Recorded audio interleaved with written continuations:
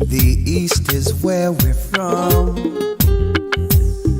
The 12 tribes of Israel. In 721 BC, the Assyrian king, he took us down, we fell. With a great escape we went through the Euphrates. The Lord held the water still. To a land where no mankind dwelt, we went. The 12 tribes of Israel. That's who we be.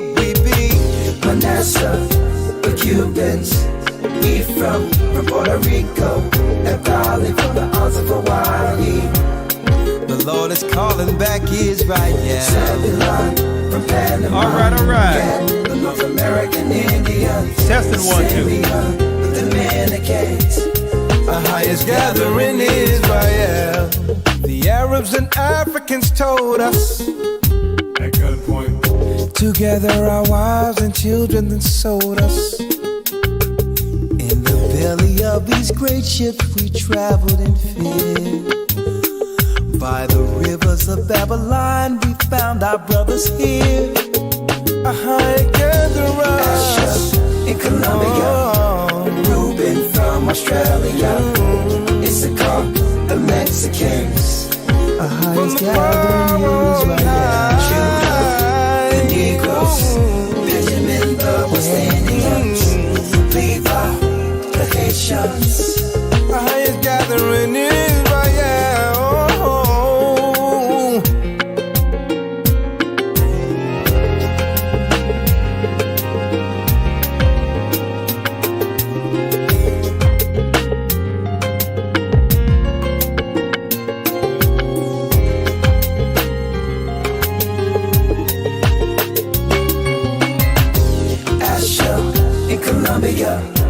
Reuben from Australia, Issachar, the Mexicans. That's who we be. Judah, the Negroes, Benjamin, the West Indians, Levi, the Haitians, Manasseh, the Cubans, Ephraim from Puerto Rico, and Bali from the Isles of Hawaii. The Lord is calling back Israel. Zebulon from Panama, yeah, the North American Indians, Simeon, the Dominicans. Ahayah's gathering Israel. All right, one more song, and we're jumping right in. A higher power's with me. They think they can lie to us.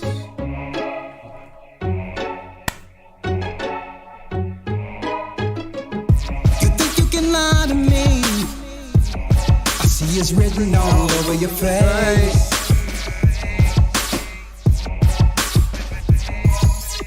Scientific intricity. They create out in space. You created out in space. Oh yeah. Come on in. You can do what you wanna do. To have a host with no voice now. You can think how you wanna think now, but you can't stop us. The truth is rising. But to lose, we refuse. I will go down without a fight. You think I can say what you're doing to me? Yo, you cannot defeat me, 'cause I'm out of your league. My hand on your heel, I'm pulling through.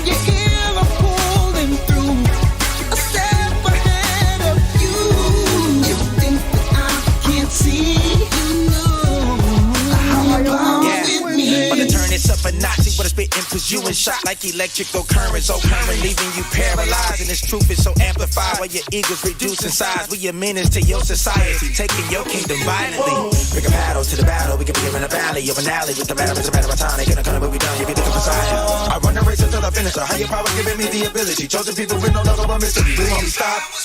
You think that I can't see? Hey, what you doing to me?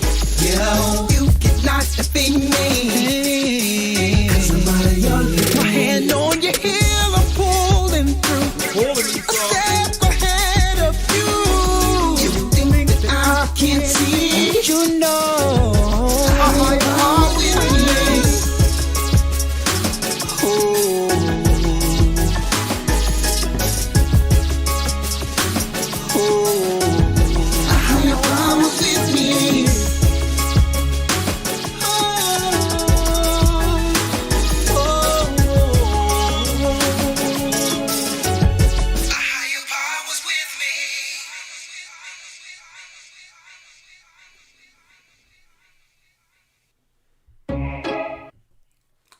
They think that we can't see, but Ahayah's power is with the children of Israel right now.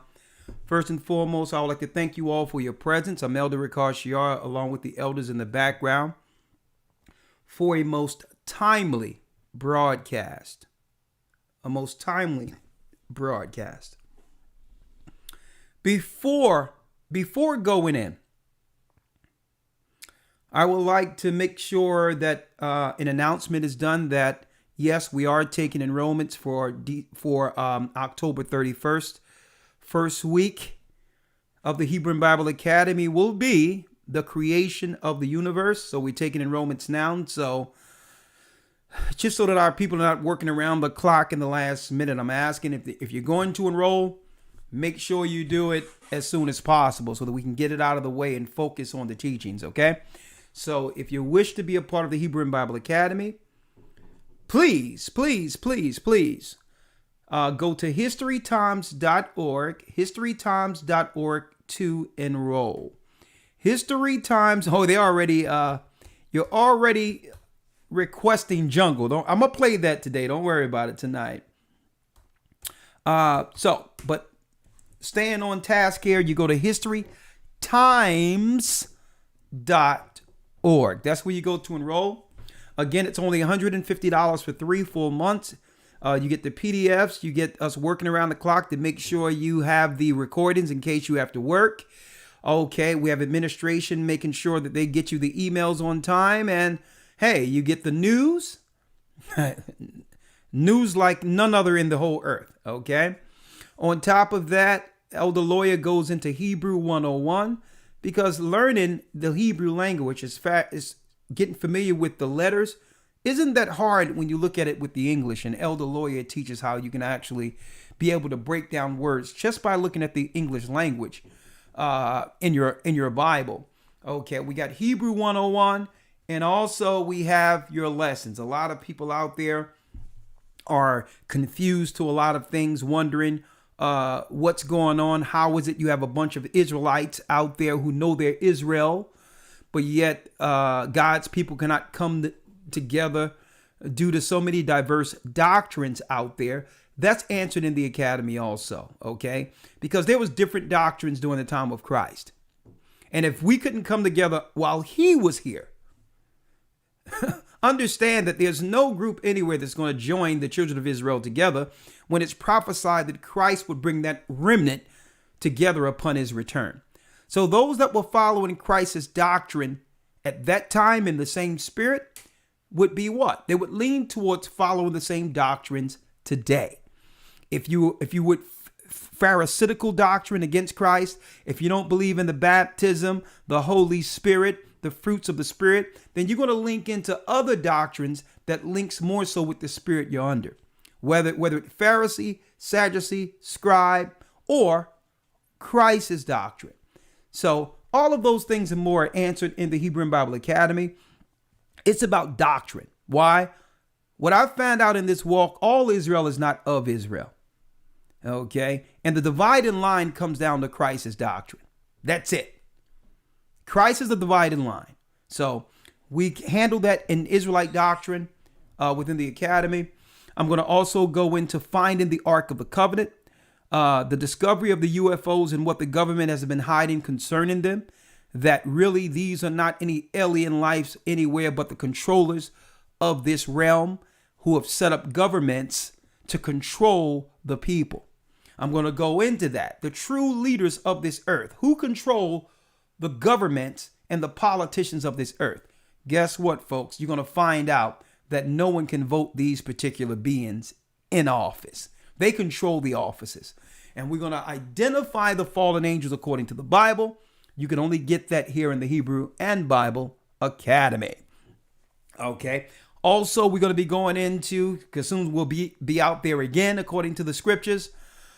Yes, the Israelites' tribulation in the wilderness. We're going to talk about that. Okay. So all of that and more.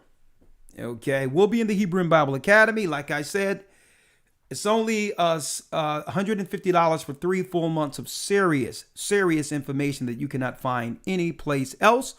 You pay $75 the first month, $75 the second month, and that you're tied in. You're finished for the complete 3 months. Sit back and enjoy the academy.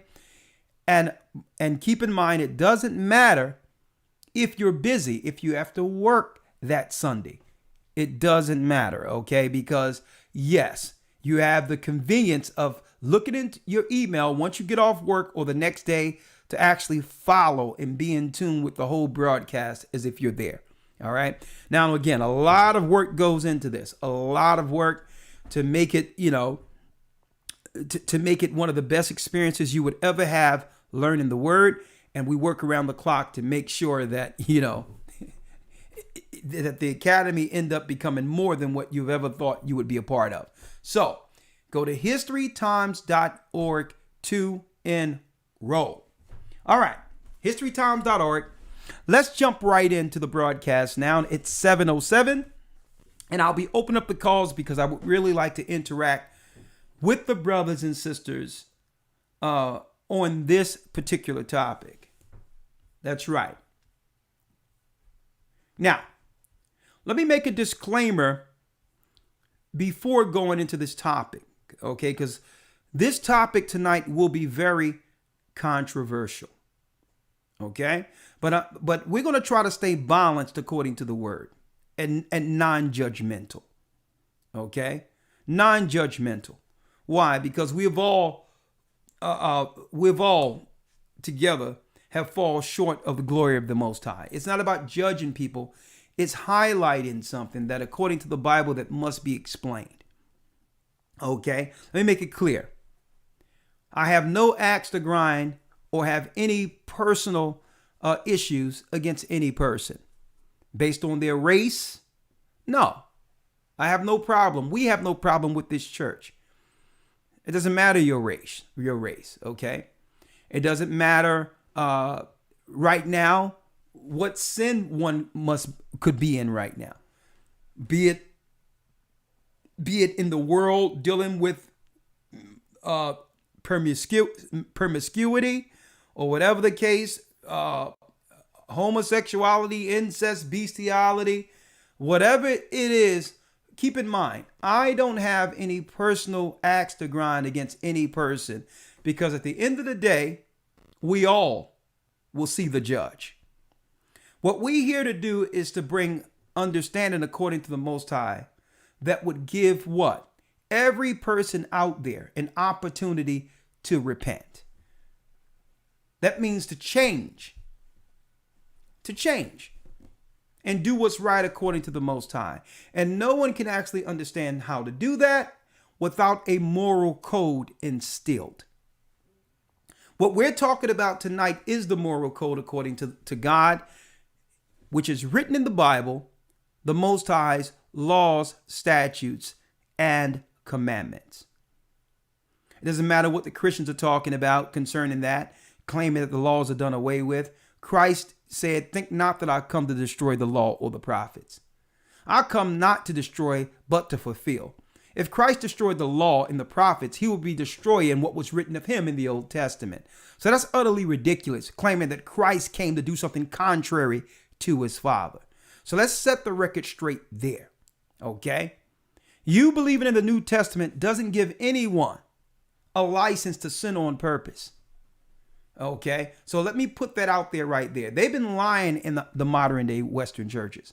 And I'm going to say not all Christian churches, but the majority of churches out there have been straight lying concerning what grace is according to the Bible.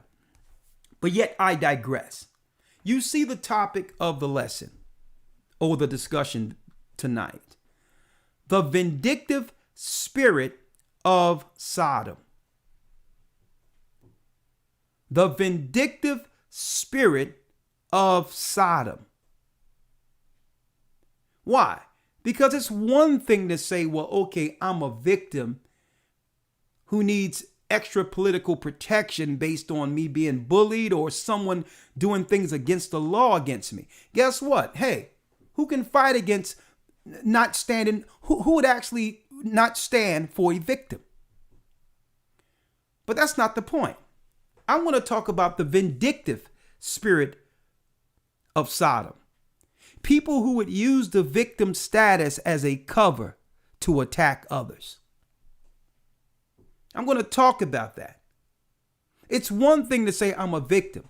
It's another thing to use that protection to harm others. So it's upon us to do what? To set a standard according to the Most High. To talk about how we can actually defend ourselves against vindictive Sodomites. Not those who are victims and are struggling with whatever they're dealing with and are looking to actually repent and stand along with others who would like to preserve righteousness. I'm not talking about those people. We're going to talk about that today. The vindictive spirit of Sodom. And it comes down to the righteous must now gain control. We must now, if you're looking to stand for something right, that's what righteous is. Not to say that you're holier than thou, but you're seeking to do justice and be right according to the Almighty. The righteous must now gain control against the victim's narrative. Those who would like to do right and respect nuclear family and a family according to God, according to the Bible, must now gain control of the narrative. We must now gain control of the narrative and say, you know what? Enough is enough. At one point, we thought it was because y'all claimed y'all wanted equal statuses to be married because whatever the case is. Guess what? The law was passed where y'all can do that. Even though the Bible defines what marriage is, no one stopped you from ever doing it before. Hey, knock yourself out. It was one time where people being victimized or bullied because they weren't like the strong masculine young men growing up and they were teased. I agree that no one need to be bullied or no one need to be teased. Okay, but let me make it clear. All people should be protected by that. It shouldn't be a special status or law passed. When I was growing up, I was bullied. I was teased. It had nothing to do with a sexual persuasion. Bullies are going to be bullies. So extra law shouldn't be made because someone's bullied. Okay, let me put that out there. But I'm going to go in. The righteous now must gain control of the victim narrative. Why did I frame it that way?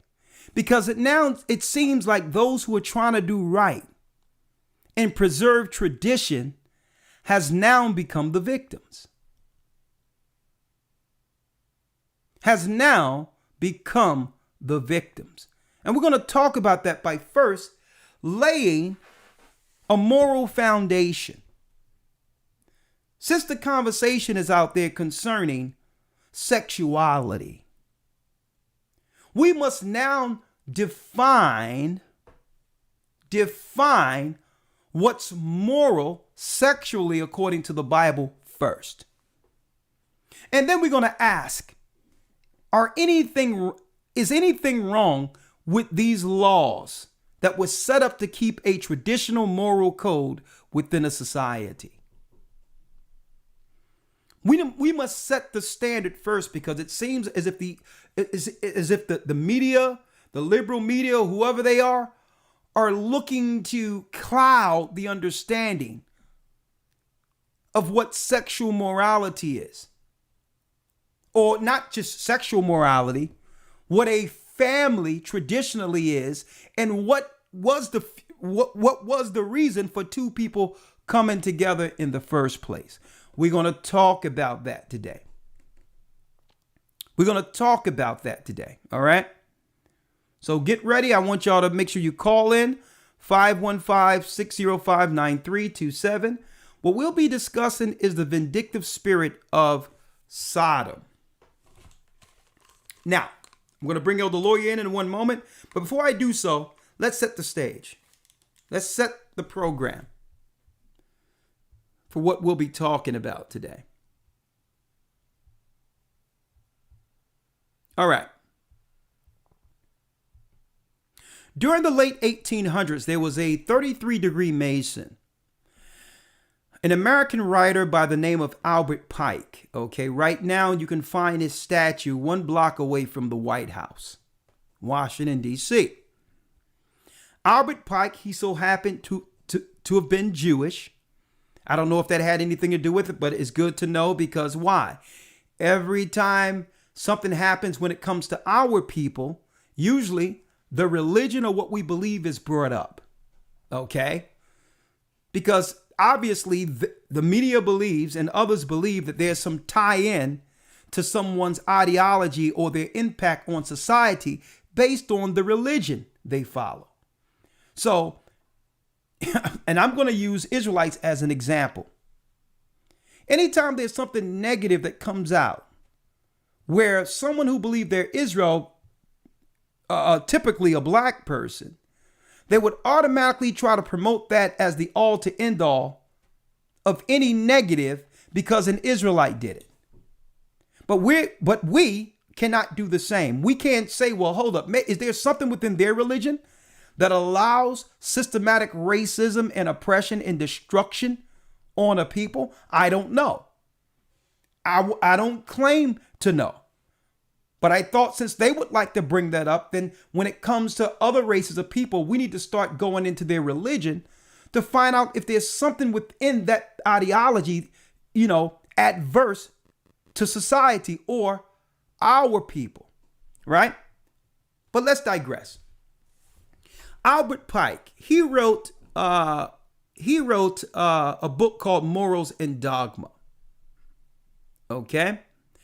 Albert Pike was an American author, poet, orator, editor, lawyer, and jurist who served as an Associate Justice of Arkansas Supreme Court in exile from 1864 to 1865. He died in Washington, D.C., 1981. He was heralded as someone to be remembered, obviously, because they have a statue of him 1 block away from the White House. Now, I'm not here to give any of us or talk about this particular man's life. It's just something that he said, which was, I would say, prophetic. Let's see. It was prophetic. Let's get it here. I think I have it. One moment. Let's get it. One moment. Let me see. Right here. Albert Pike made this quote from his words under Morals and Dogma in the late 1800s. He stated, as a 33-degree Mason, "We shall unleash the nihilist and the atheist. We shall provoke a great social cataclysm." Now, I'm going to highlight these words here so you can see it. We, So obviously, this is more than just Albert Pike.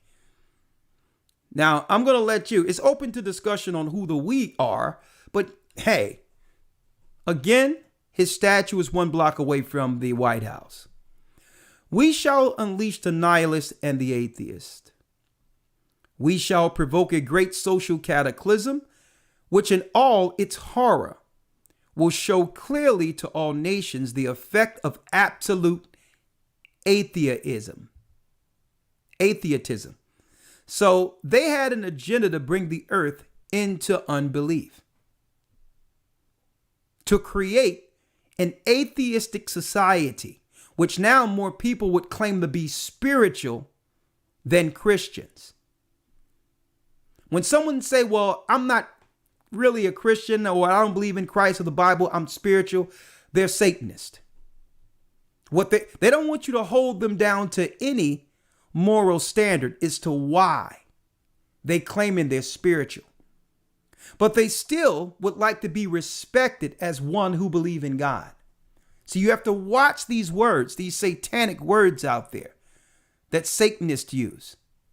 Well, I don't have, because if they say that they are under a particular religion, that would hold that person to what? A moral standard.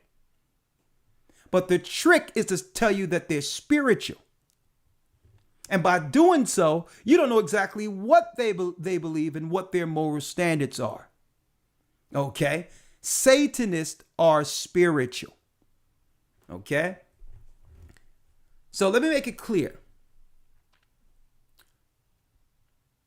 It says, we shall unleash the nihilists and atheists, and we shall provoke a great social cataclysm, which in all its horror will show clearly to all nations the effect of absolute atheism, right? Atheism, the origins of savagery,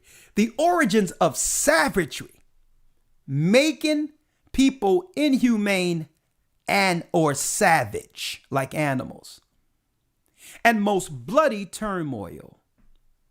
Then everywhere the people will be forced to defend themselves. So they want the citizens of the world on the defense, in a defensive posture. Forced to defend themselves against the world minority of the world revolutionaries, and will exterminate those destroyers of civilization and the multitudes disillusioned with Christianity, whose spirits will be from the moment without direction and leadership. So the outcome from setting up an atheistic system is to do what? To make it where the people are without any spiritual guidance before Christ returns. And anxious of an ideal, but without knowledge where to send its adoration. Now, mind you, Albert Pike was a Satanist. It says, without direction and leadership, and anxious for an ideal, but without knowledge where to send its adoration, will receive the true light through the universal manifestation of the pure doctrine of Lucifer, brought finally out into public view. Now, a lot of you don't know that the Satanists behind closed doors, the Knights Templar of Rome, worship Lucifer as the Baphomet, part male and part woman, a hermaphrodite, male and female, which would be determined today as transgender beings.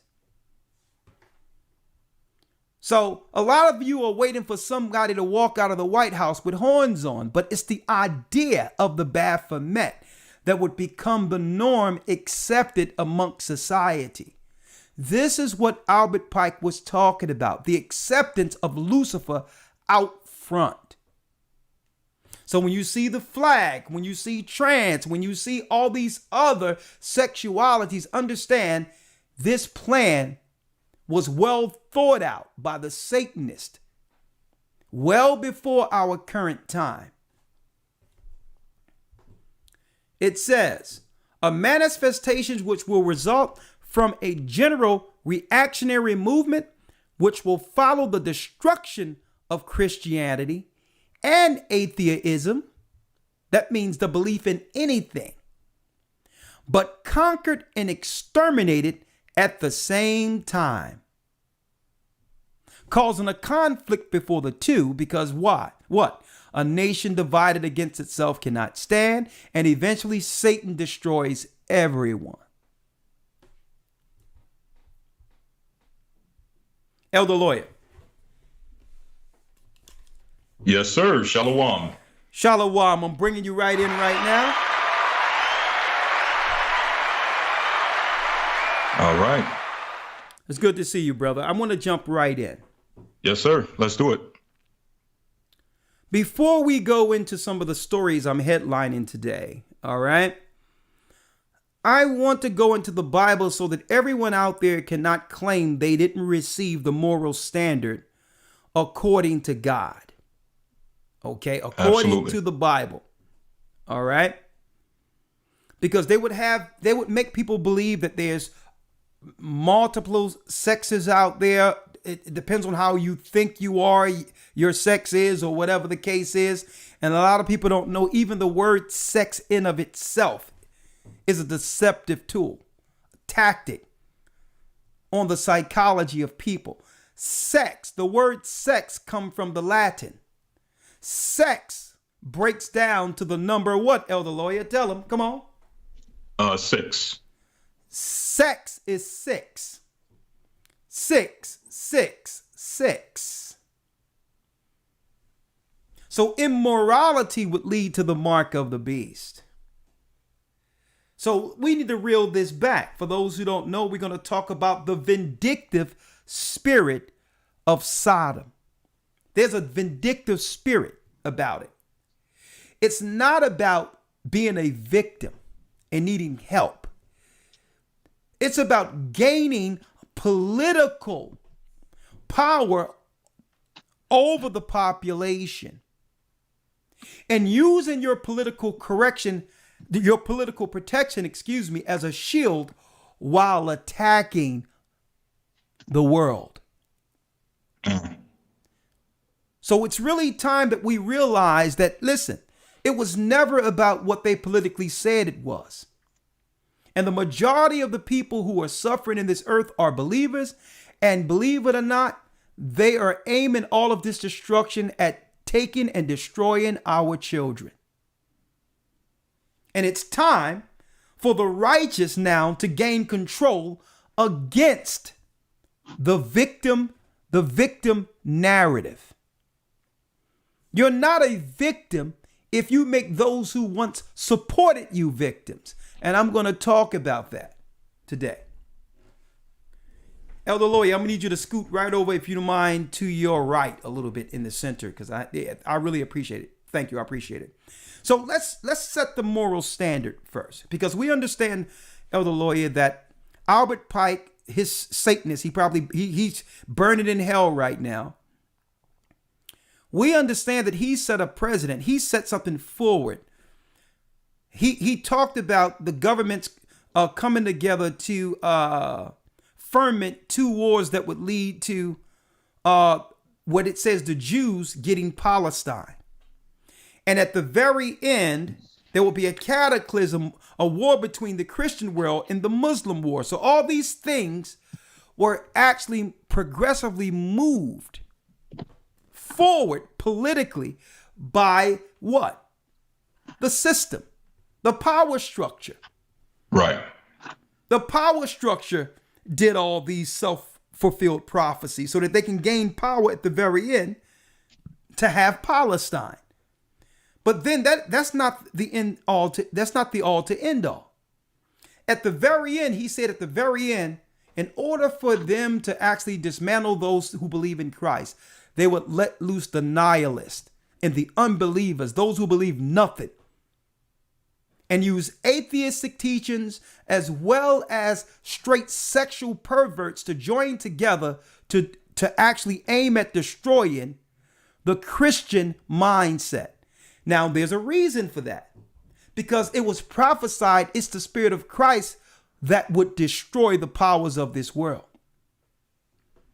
So we're going to talk about it. Let's first, Elder Lawyer, let's break down a moral standard real quick.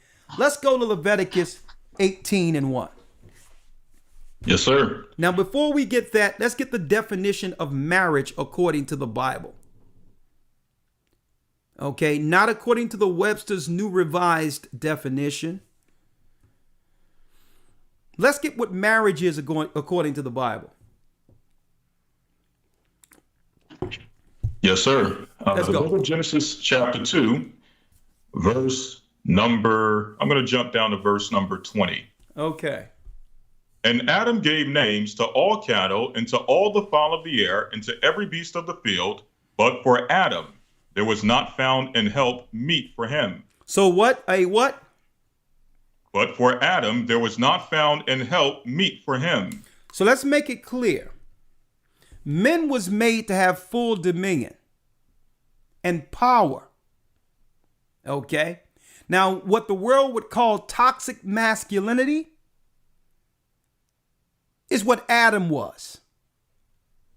There's nothing toxic about what? Dominance. And being a leader. Having an objective. Having power. Masculinity. There's nothing toxic about that. That's a man. So the Satanists would make you believe that a man should become gentle. No, a man is a man. A man is a defender. Okay? Now, a man shouldn't be abusive. That's against the Most High. He shouldn't have hatred in his heart. He shouldn't be insensitive. But no one wants a weak man. Okay?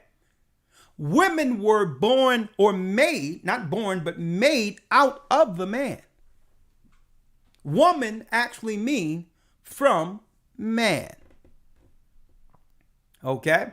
Now, it says, the Most High seen that Adam was alone and decided to give him, speaking of God, the one the world ignorantly calls God, but his name is Ahayah, according to the ancient Hebrew. He said man shouldn't be alone. So he would do what? It says that he would find an helpmeet for him. Now let's discuss helpmeet, because here lies the real purpose for women. Women operating outside of this role can never find happiness. Okay? Help meet. That means you're here to help a man sustain a legacy so that you're not forgotten. Whatever that man's objectives are, you are to help him in succeeding that. And that doesn't make you weak or less than. That makes you living in your purpose.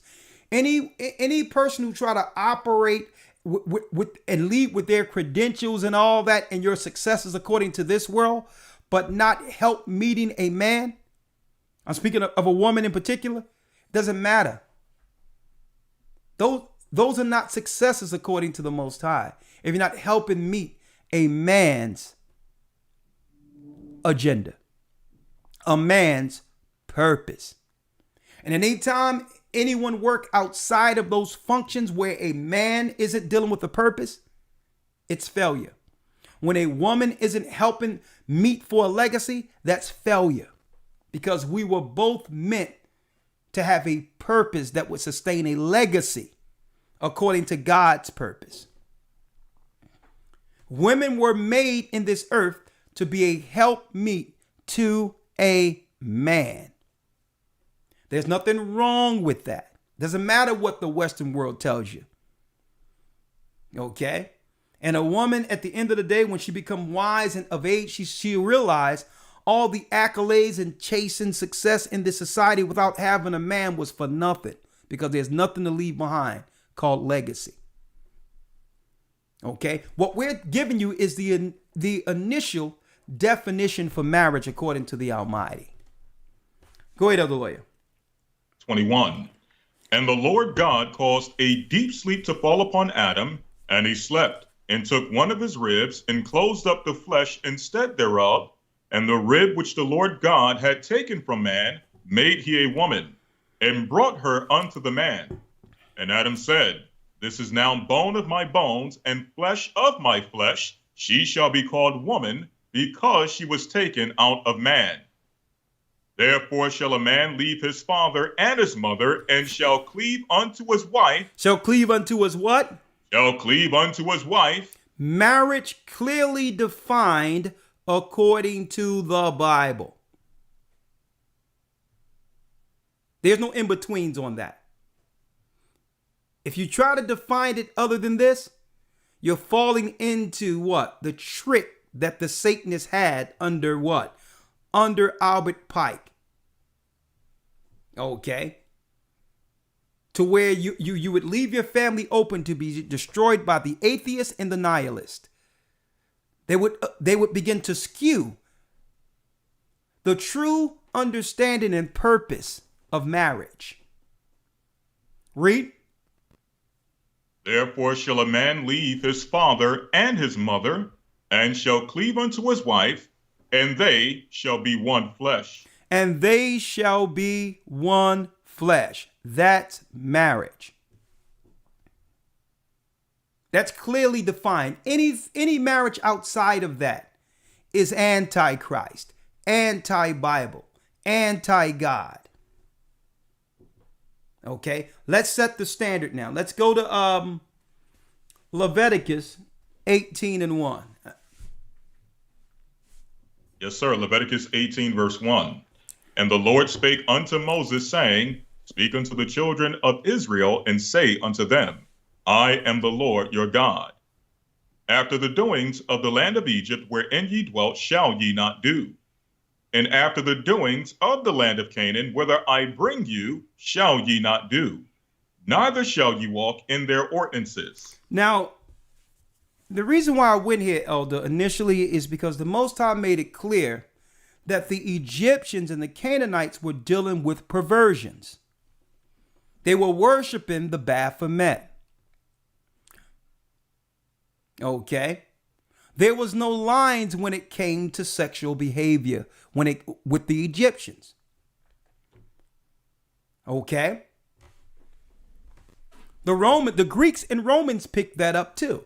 So our God say, nah. You're not to do what you witnessed amongst those nasty Egyptians. The Egyptians were immoral, and I judged them for it. And that's why when you look at the conscious community today, and I'm going to go into that in the academy too, Elder Lawyer, why there is no moral line concerning sexuality amongst the conscious community. What they're hiding is what? They're dealing with the same perversions that the Bible was speaking about against Egyptians.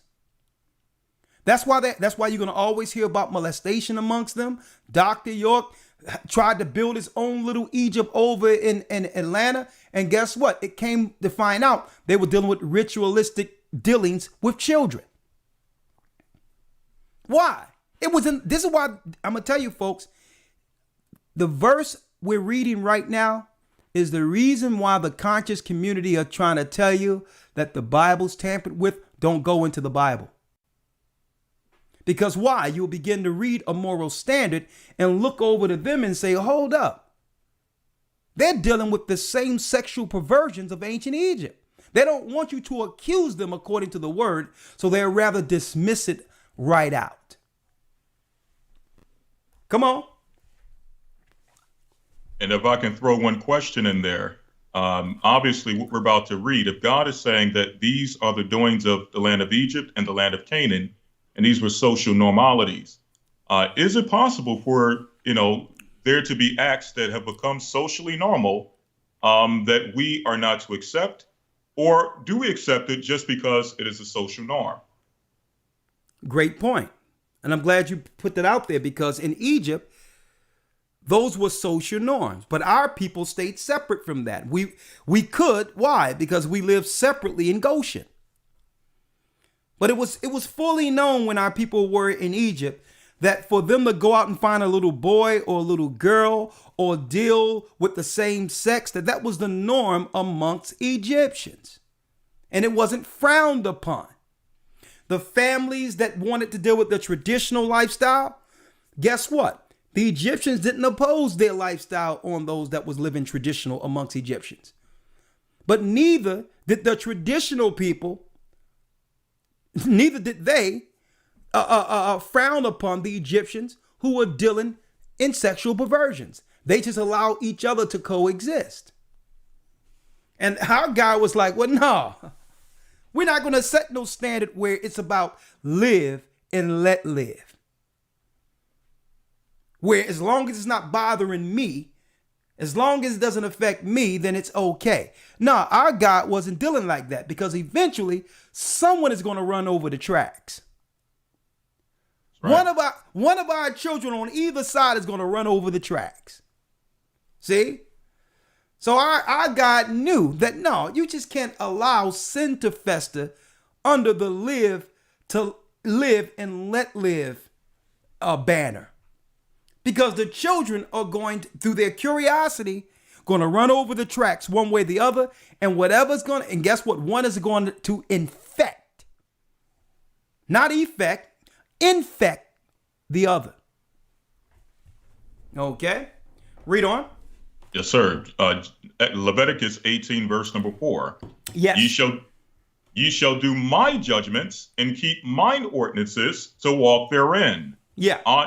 I am the Lord your God. So so listen, the God of the Bible, the God who sent Christ to give us another opportunity, another swing at these laws to try to do them. The God of this Bible gave what? Us a moral code concerning relations and how we should relate to others. Read. Verse number 5. Come on. Ye shall therefore keep my statutes and my judgments, which if a man do, he shall live in them. I am the Lord. Come on. None of you shall approach to any that is near of kin to him to uncover their nakedness. Hold up. Read that again. None of you shall approach to any that is near to kin of him to uncover their nakedness. None of you shall approach to any that is near of kin to him. Now, the Bible is going to make it even clearer concerning what it means near to kin. You're not supposed to deal with your blood, with your siblings, with your parents. Now, here's one issue we have, Elder Lawyer, in this new society that have just developed out of Sodom and Gomorrah. For the sake of relations, for a relationship, we'll bring a total stranger in our house, be it a man or a woman, not knowing their sexual tendencies and their upbringing and how these people may come into your home and begin to predatorize the children. But I'm going to leave that there. I'm going to talk about this. See, when lines are clearly defined, judgment is swift. You're able to isolate when someone is doing something out of place and root it out of the way. So we're going to talk about clearly defined laws concerning relations today. Read it. The nakedness of thy father or the nakedness of thy mother shalt thou not uncover. You're not to deal with your mother or your father. Okay. Now, let's also discuss the different ideas and ideologies when it comes to the husband, the father, or the mother. We're not supposed to sexualize our children, because that falls under the same thing. Having a little girl dressed sexually clad, dancing and gyrating, that falls under the same thing. Through the ideology, you're really doing the same thing. In order for you to sexually dress your child like that, something in you draws you into that spirit. There's an attraction, a perverted attraction where you'll think that's cute. But in your mind, you have already sexualized your children. See? And I'm bringing this out, Elder Lawyer, because a lot of people don't, sometimes the majority of our people, Elder Lawyer, they look at the end result and don't look at the mindset that leads to perversions and the act in of itself. Right.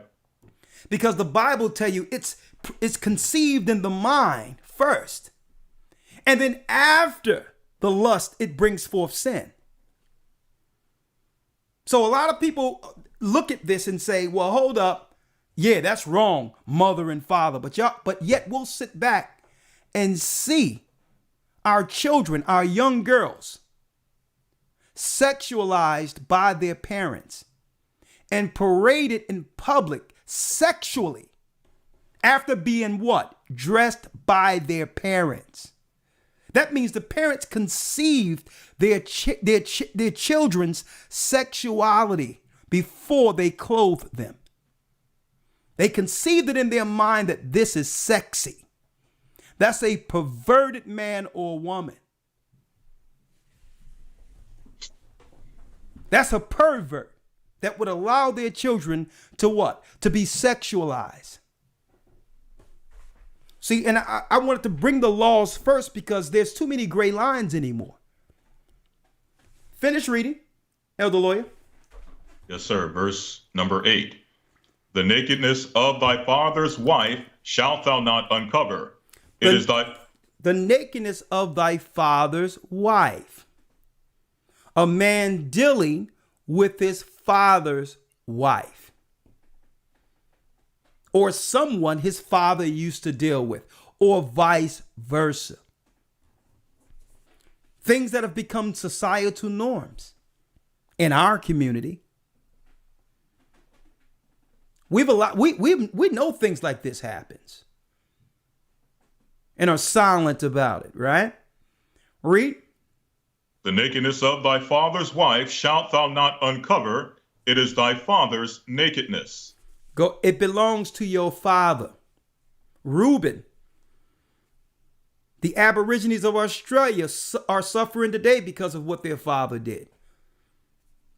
Okay. Reuben, the firstborn, went and dealt with our father's Jacob's wife, Bilhah, and lost the position of the firstborn for this same sin written in the Bible. How much more would our society be, our neighborhoods be, if these particular laws I'm reading today were enforced? Read. Verse number 9. The nakedness of thy sister, the daughter of thy father, or daughter of thy mother, whether she be born at home or abroad, even their nakedness shalt thou not uncover. Even thy nakedness thou shalt not uncover. Because what? Everyone talks about R. Kelly, and it seems like we want to actually criminalize some people when it benefit the ruling class. But yet we don't really want to stop these things, or we would deal with it at the root. The root of R. Kelly's issue is when he discussed coming up where his sister did things to him. But no one discusses that at all. So are we really trying to solve our systemic issues as a people? If we only look at the end of it to accuse without getting to the root of things and stopping it at the root? What are we doing to make sure other R. Kellys aren't cultivated and groomed in our society? See? He said his sister coming up from him like 5, 6 years old made him do all types of things. and it sexualized him and gave him, he probably don't understand it because he's under an arrested development, and the Bible pulls that out. It's called an inordinate affection. So unless we're trying to get to the root issue, I don't want to hear anything about what people are talking about trying to accuse someone when this is allowed on a regular basis and the children aren't protected.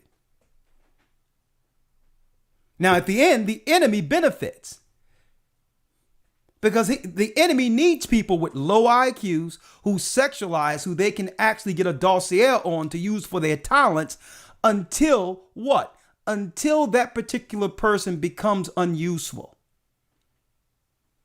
So the system has a need to keep us sexualized and keep us perverted and molested because they can use us as adults, walking around looking like adults, seem like adults, but are living in a state of arrested development because we didn't get over what happened to us at the age of 3, 4, and 5. So that's why I'm going to this law, so we can set a standard. Because everyone wants to point fingers and blame and deal with the rumor and deal with all this other stuff and not realizing the root of our issues is sin. And not understanding where the lines are according to the Bible. And many of us in our communities don't want to enforce that line. And this is why the Sodomites have gained the upper ground. Come on, other lawyer. Verse number 10. The nakedness of thy son's daughter, or of thy daughter's daughter, even their nakedness shalt thou not uncover. Or theirs. Your son's daughter or your daughter's daughters. Nephews and nieces. How many times we've heard in our communities, uncles come from down south and all that and come over and watching the kids, and next thing you know, the parents don't know about it until the child is what, 15, 16, 17. Sometimes the parents are so checked out, they don't even know something happened to their children until their children become adults. Here it is, you got a brother who needed a place to stay. And no one asked him, hold up, dude. You're going from house to house. Why aren't you standing on your own 2 feet? Why? And you thinking as your brother, well, listen, I'm going to look out for my brother. But yet you bring him in your house and you have children. And your daughter is growing into her own, growing into a woman. And your brother is looking at her because he didn't grow up with her as someone, to protect or someone that he would care about. He sees this young girl as an opportunity. Right? So let's talk about it. We're talking about the spirit that create Sodom and Gomorrah. A spirit that's cultivated within our communities.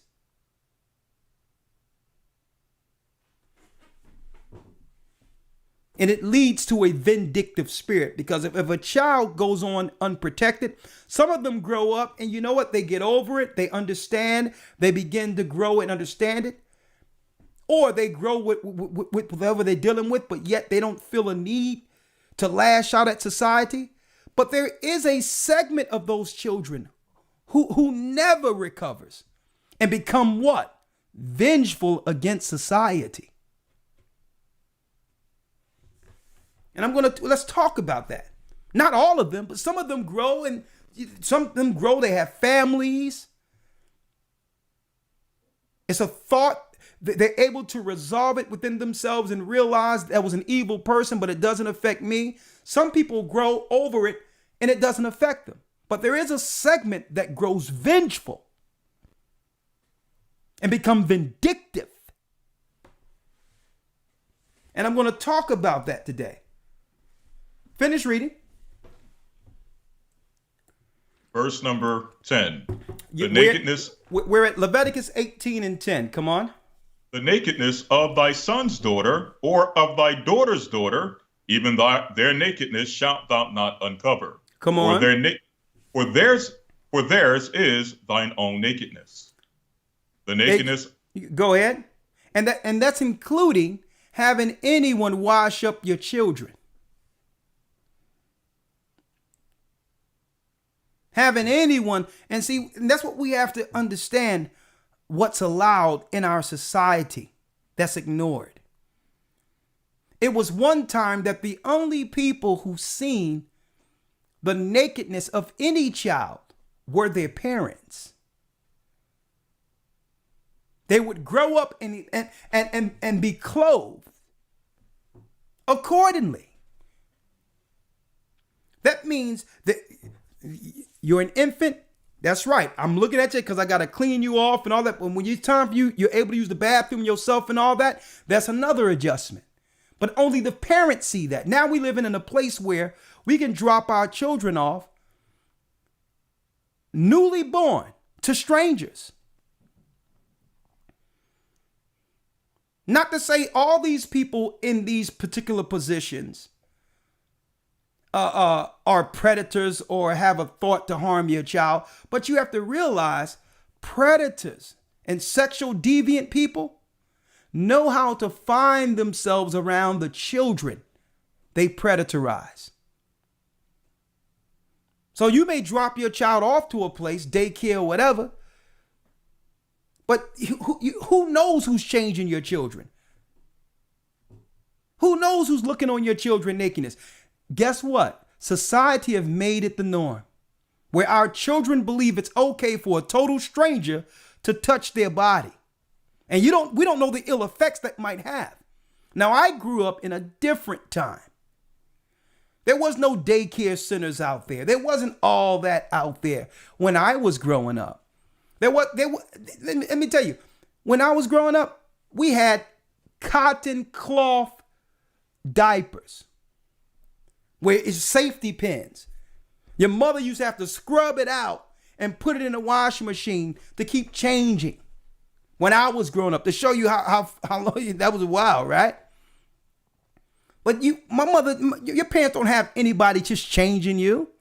Because what's that doing to the children? Children are believing, they grow up thinking that it's normal for a stranger who has no relation to them at all to touch them.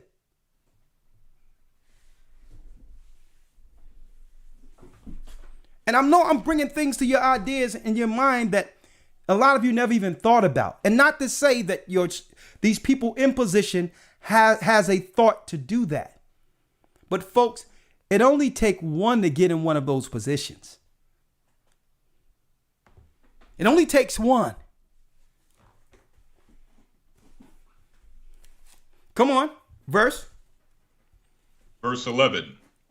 The nakedness of thy father's wife, or thy father's wife's daughter, begotten of thy father, she is thy sister. Thou shalt not uncover her nakedness. Thou shalt not cover thy sister's nakedness. Because, folks, everything we're breaking down right now causes serious psychological damage on the child. It develops an inordinate affection. That's what the Bible means by inordinate affection. Children aren't supposed to understand. They're not supposed to have any stimulations or thought of sex in their impressionable years, in their growing years. Sex isn't even supposed to be in the conversation. Or they will grow with an inordinate affection. That's what Satan wants. So now the modern day system, Elder Lawyer, was trying to cover up what really happens at those early ages by claiming this word, born this way, born this way, born this way. So that we can gloss over what? Predators getting to children at an early age. So that we couldn't focus on an adult affecting our children's minds sexually. Come on, let's go. Verse 12. Thou shalt not uncover the nakedness of thy father's sister. She is thy father's near kinswoman. Come on. Thou shalt not uncover the nakedness of thy mother's sister, for she is thy mother's near kinswoman. Your mother's sisters, your aunt. I know a lot of people are sitting back thinking in their mind, we know somebody who's, if not more than one person, have violated these verses up into the 10th verse. Where aunt may come around and see a boy growing up like, oh boy, you getting cute, you getting strong. Oh yeah, you growing into your own. And listen, the mother looking at the aunt like, yeah, you better stay away from my boy, knowing her sister.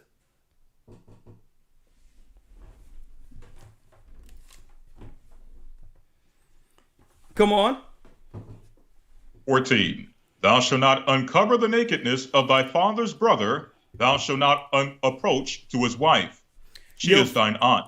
Your father's brother, your father's wife, your aunt. She is your aunt. Read. Thou shalt not uncover the nakedness of thy daughter-in-law. She is thy son's wife. Thou shalt not uncover her nakedness. Thou shalt not uncover her nakedness. Come on.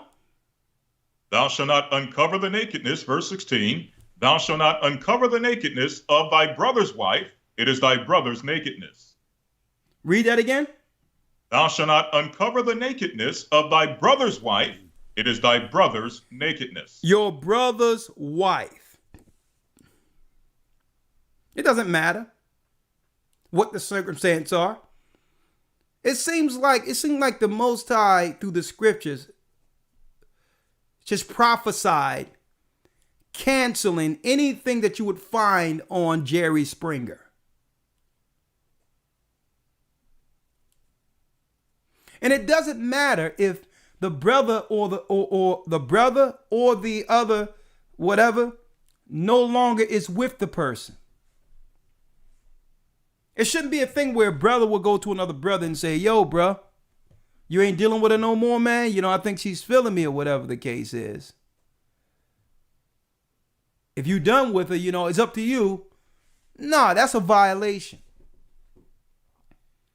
If your brother dealt with her, guess what? She's off limits. If your sister dealt with her, with a man, she's off limits. What I'm bringing forth are moral codes that sustains a society. Read. 17. Thou shalt not uncover the nakedness of a woman and her daughter. Oh, how many times you see this? You let a man up in the crib and he's dealing with the woman, but have takes on the daughter too.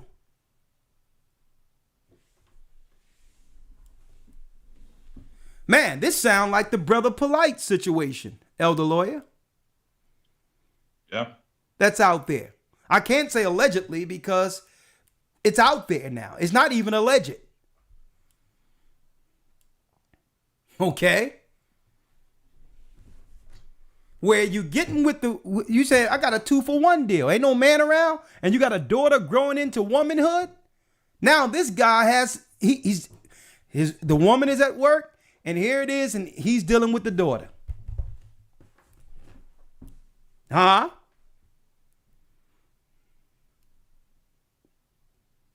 And then eventually it's being hid because everyone is having their time, whatever that is. But at a time where someone isn't getting what they want out of the situation, it was evil from the beginning, but now there's a component of the triangle that's unsatisfied. Now, boom, here come the vindictiveness and all that because of what? The original sin.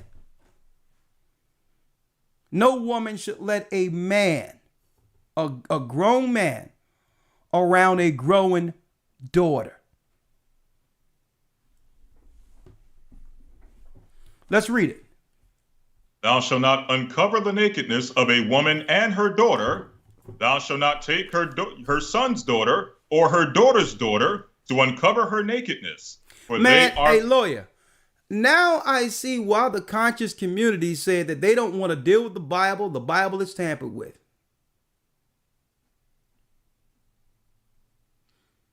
I mean, I'll tell you, if Dr. York was following these scriptures, he would still be out. He would still be, whatever's teachings he's doing, if he followed these scriptures right here, even though his teachings were false, he would still be out amongst civilians being able to teach. So instead of him trying to discredit the Bible, he should have been upholding it. If he was upholding the Bible, today, Dr. York would be a free man. See? Come on. Verse 18, neither shalt thou take a wife to her sister to vex her, to uncover her nakedness, beside the other in her lifetime. Exactly. That means what I said earlier, Elder Lawyer. Get with your old girlfriend's sister, or the sister get with the man to spite her own sister. Can't do that. What happens when a girl or a woman finds out that her own sister dealt with someone she loved or cared about? Folks, lawyer, I'm going to ask you, lawyer, real quick. Does this not sound like our community? But I'm going to ask you this, elder lawyer. Have you ever heard this particular chapter read in the Christian church at all? My limited time there, no. Lawyer, I was raised in the church. I have lines of pastors going back to the slave ships in my family on both sides. And I can tell you, I started singing on the choir at the age of 5. Up until the time I found out I was an Israelite, I was a devout Christian. And I'll tell you, not once was Leviticus, the 18th or 19th chapter or the 20th chapter ever read in any service I attended. Not one. Can you imagine this right now being read in a black Christian church? Everybody's looking around like, man, hold up. I repent. Because why? We don't even know, according to God's law, the Bible, what sexual immorality is. Why? It isn't taught in our churches.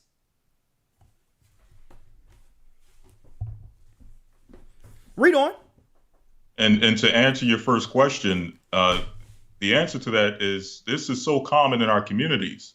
And to read the scripture and to read some of the heinous relations that is mentioning, it's not like, usually when you read something heinous, you ask yourself, well, why, what need is there to put that in the Bible? Who's really doing these things? But when you read this chapter, as heinous as it is, it's not one of those things where you ask, why is it in the Bible? Because you see it happen, you hear it happen so often in our communities, it's not even a surprise.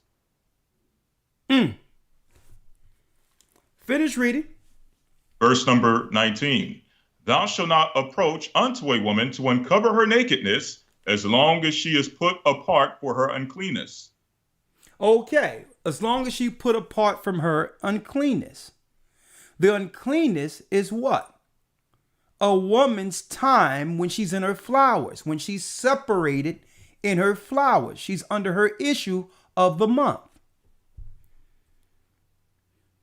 A woman is not even supposed to be thinking about relations with a man during that time.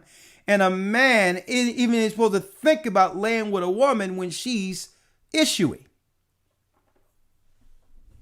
I'm going to tell you. Finish reading.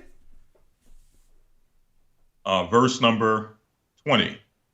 Moreover, thou shalt not lie carnally with thy neighbor's wife to defile thyself with her. That's thinking about the neighbor. Someone you know, someone you trust. Right? Read. And I'm gonna tell you this, folks. What we're reading has become the norm within our society. Whether we say, ooh, that's nasty. Oh my God, I can't believe it. Come on. What we're reading, these storylines have made Tyler Perry almost a billionaire, if he isn't a billionaire already. All the subplots and all that within his movies and all of that, his plays, is based on the scandal. The scandals, the sexual scandals God is against. So it must be something that we can relate to. If his movies become blockbusters and all that, and a lot of money is funneled into his coffers, why? Because we can relate to it. We can relate to it. We don't want to say it. But the Bible tells you where your treasures are, your heart is also. He became almost a billionaire based on scandal. I mean, think about it. One of his greatest characters, his claim to fame, is what? Him dressing like an old black woman.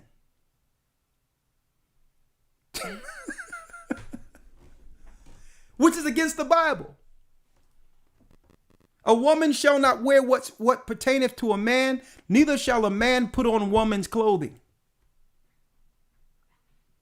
A man should not, it says, a man should not wear what pertaineth to a woman, and neither shall a woman put on man's clothing. Right there. I don't care how well the script is read. I don't care what the underlying story and the lesson we get from the movie. Soon as a man came out with a white wig on, looking like an old black woman, Medea was supposed to get canceled according to God. Straight out. Nah, dude, there's a lot of black women out there who can relish in that role. There's a lot of funny black women out there. We don't need you doing this. Setting the wrong example for what? Masculinity, a black man. But we thought it was funny. The Most High isn't laughing, but the devil is. We were supposed to look at that. And not only that, check it out, Elder Lawyer. You got Medea goes to church. A cross-dressing man in church. The mother of the church, where everyone in the church goes to for advice. In the church.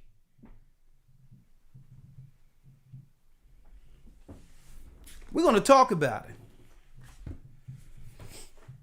Finish reading. Verse 21. And thou shalt not let any of thy seed pass through the fire to Moloch.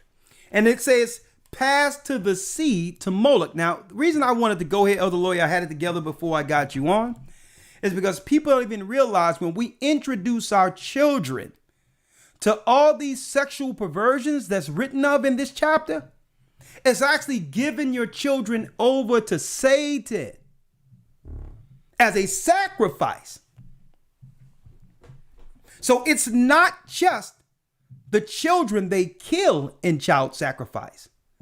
It's the children that's given over for sexual immorality to the system. Come on. 22. Thou shalt not lie with mankind as with womankind. It is abomination. You shall not deal with a man like the Most High meant in Genesis, the 2nd chapter. With Adam and Eve. It was meant a man shall lie with a woman to produce life. The Bible says you shall not lie down with mankind, a man, as you lieth with a woman. This is what we witnessed in Egypt. Read. Neither shalt thou lie with any beast to defile thyself therewith. Neither shall any woman stand before a beast to lie down thereto. It is confusion. It is confusion. Now, why did our God put this in the Torah? Why? Because this was going on in Egypt, folks. And they have all this satanic type of movies and all that, where you got women laying down with animals, animals with women and all that, and vice versa, men with animals. Caligula, one of the Caesars, was known for laying with animals. Like, nah, this is confusion. That's what the Most High is telling you. A lot of these animals who are brought into those sexual acts are never the same. After that, they would have to put a lot of these animals down. They're so confused. Laying with people. Read. Verse number 23. Fact number 24. Defile not yourselves in any of these things, for in all these the nations are defiled, which I cast out before you. And the land is defiled, therefore I do visit the iniquity thereof upon it, and the land itself vomiteth out her inhabitants. Now, folks, usually when it comes to these laws, when breaking one of these laws, usually it has an effect for at least 2 to 3 generations before a people can recover, before a family can recover. It usually takes between 2 to 3 generations, that curse, where one can have children to start over without that curse affecting the children. A generation, according to the Bible, is 50 years. I need you to think about that. So imagine having a whole community who's used to operating in sexual perversions.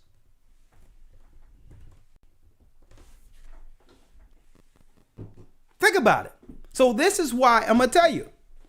Satan set it this way as a form of control over our population, over our people. He said it this way. He moved an agenda and attached it to us, knowing how our God feels about it.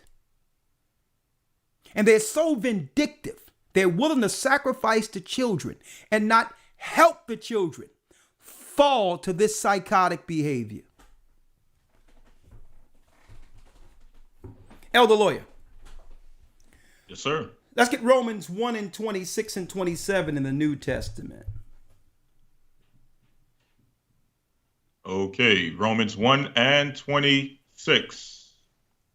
And it says, for this cause, God gave them up unto vile affections, for even their women did change the natural use into that which is against nature.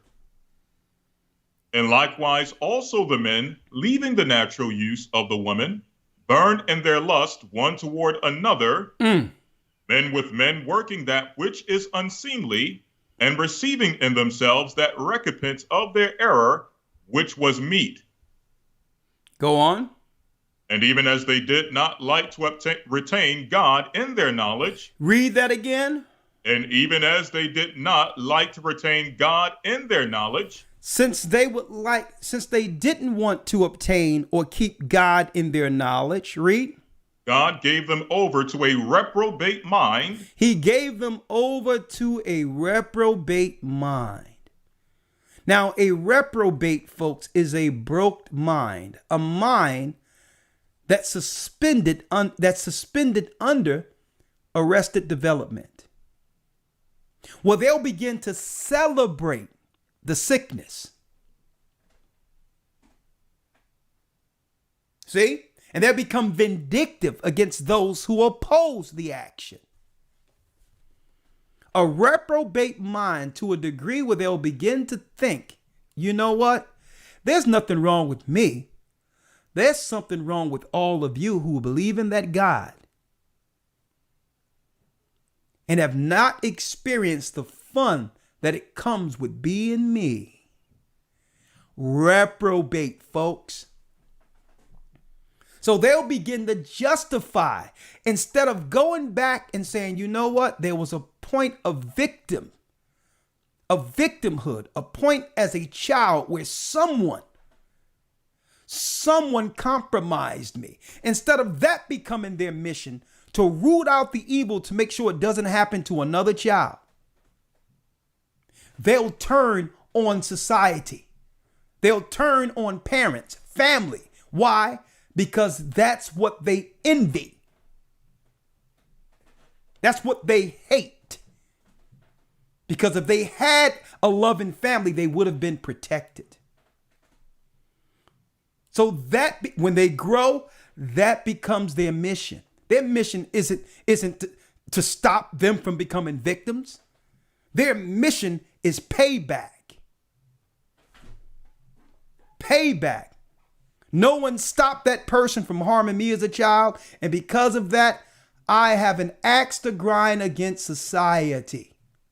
I'm going to get education. I'm going to get money. I'm going to get political status. And now it's payback. I'm coming after families so that children will know what it means to be unprotected, like I was.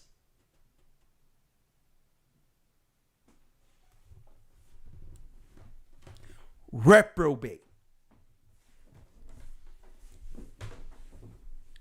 Now, not all.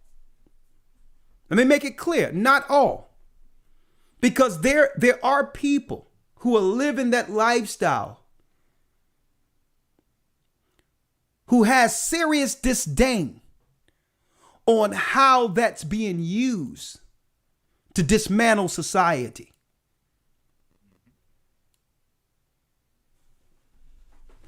So let me make that clear. There's many who struggling with that and know the entry point and would never want their life and what they went through politicized to be used as a political bat against society. So let me make that clear. Finish reading. Verse number 28. And even as they did not like to retain God in their knowledge, God gave them over to a reprobate mind to do those things which are not convenient. So since they didn't want to attain God in their knowledge, to bring some level of resolve,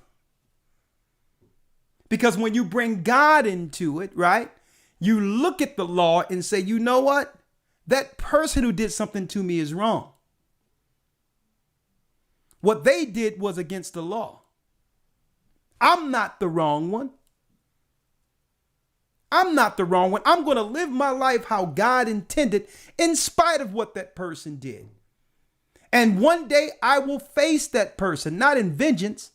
I will face them and let them know how it affected me.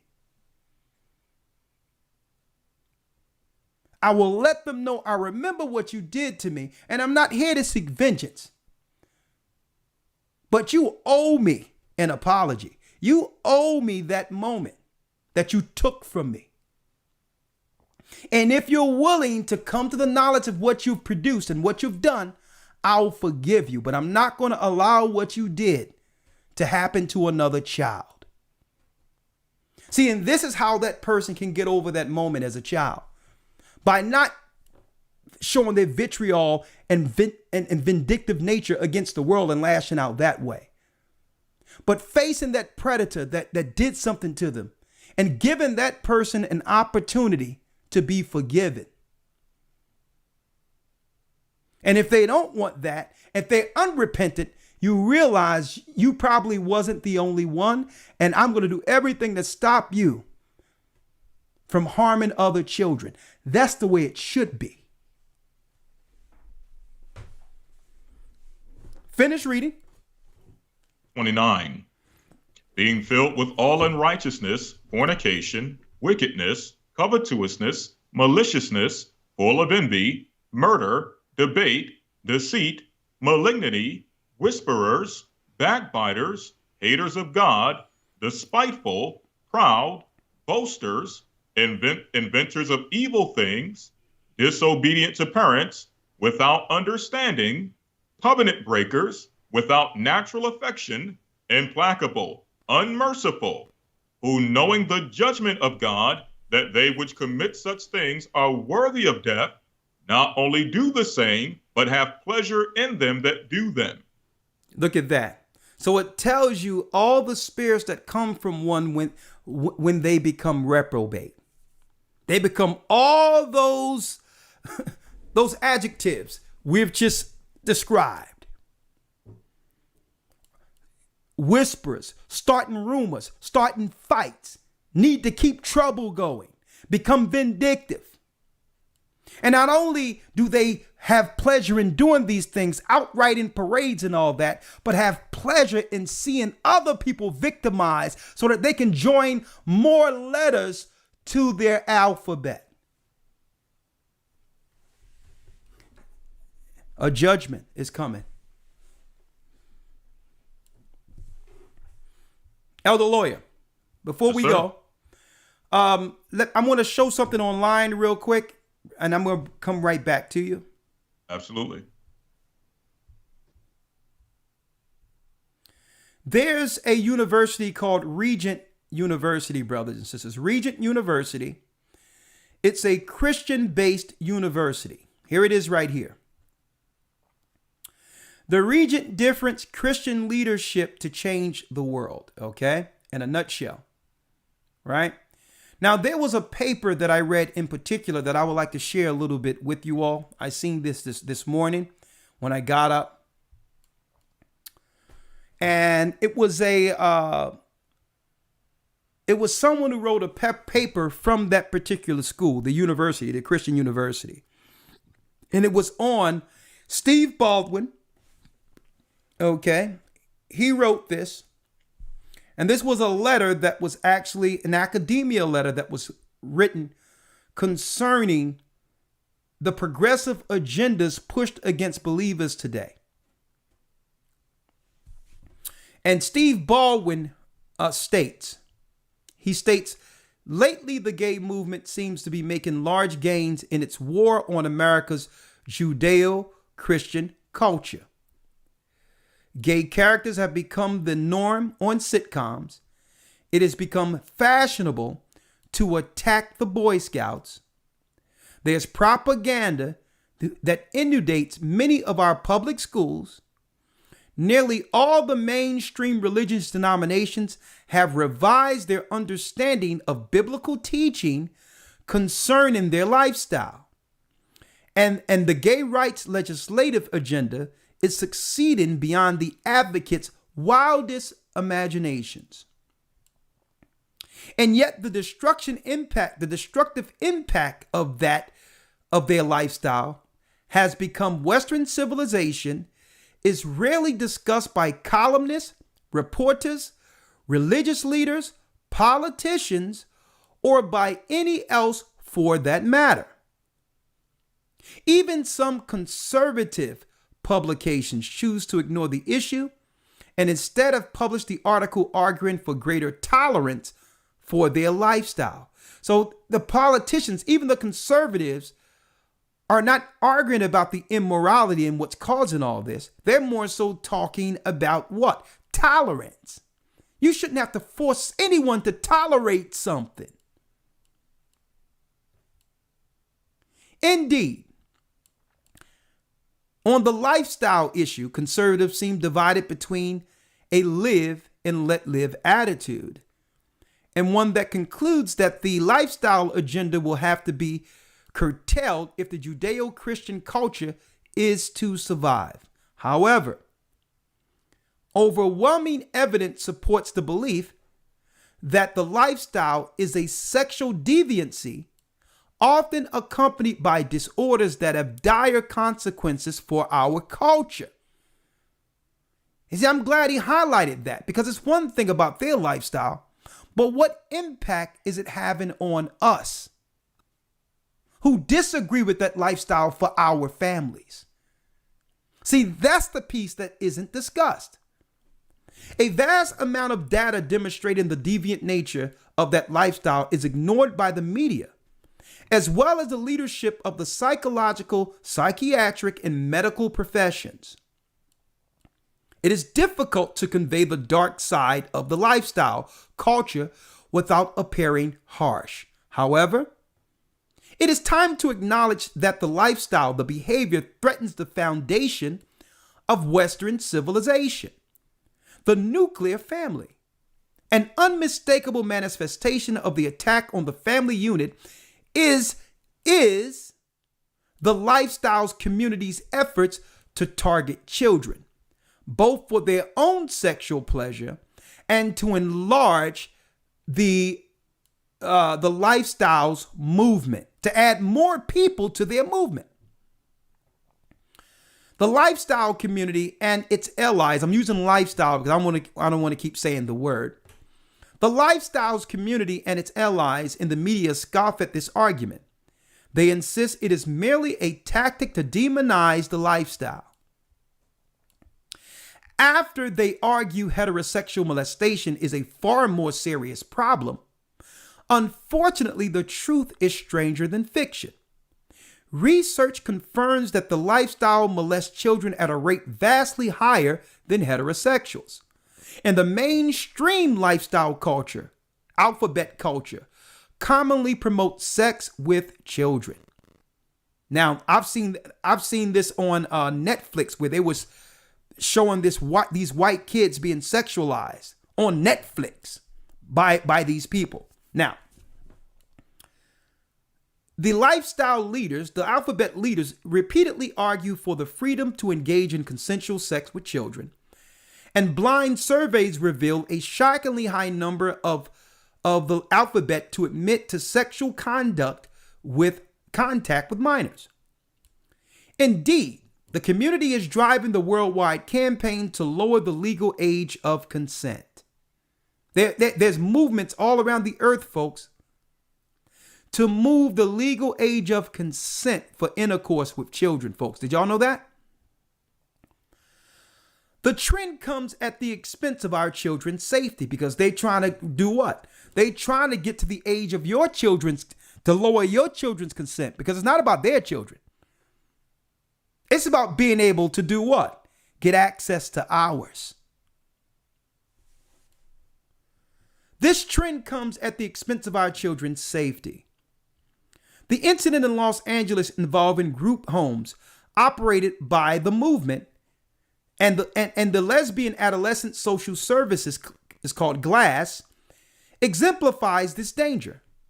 It receives taxpayers' money, minority money, folks, money that used to be for us, to take in troubled youth referred to them by the social service departments of various southern counties in California. Their website should have been warning enough. It believes that some children are born with the lifestyle, a view not backed by any science, and announce that they target youth who are confused about their sexual identities. The website links to a myriad of sites targeting the youth, including one promoting a book that promotes sex with children. The founder and former executive director, Teresa DeCrenzo, edited a book that helps youth discover, a book that was written by grown people. Discover your sexuality. How to find your lifestyle. Now, there's a lot I'm going to cover that I can't cover right now. I'll actually deal with it more in the academy, the 31st, because this paper is off the chains. Okay. And they got doctors within the Christian, within the Christian academia sphere that's talking about this. They was like, listen, it was one thing standing up for victims, but I don't agree with them changing the world concerning our traditional beliefs. And I don't believe in them now politically changing the age of consent to get to more of our children who are not under that lifestyle. Okay, so there are some Christians that are fighting back, that are discussing the ill effects of Albert Pike's agenda to let go the nihilists and the atheists against those who believe in Christ. There are people pushing back, but the problem is the progressive media is pushing the agenda. Now, what have been allowed since then? What has been allowed since we have accepted these lifestyles as the norm, where Lucifer would come out in the front of these particular movements? No wonder there's not that the media would allow Little Nas, a black man, to represent blackness by giving what? Satan a lap dance. This is on purpose, folks. They would never degrade a white image like that. I'm going to show you what's allowed since believers are sitting on their hands, have put the Bible behind them, only to have Satan predatorize our children. Example. There's been this epidemic of so-called philanthropists or Hollywood stars going into Africa and different countries to help underprivileged black people. Have underprivileged children get an opportunity to know what it is to live a rich life outside of the third world country that was made for them to suffer under. I'm going to show you philanthropy at its finest.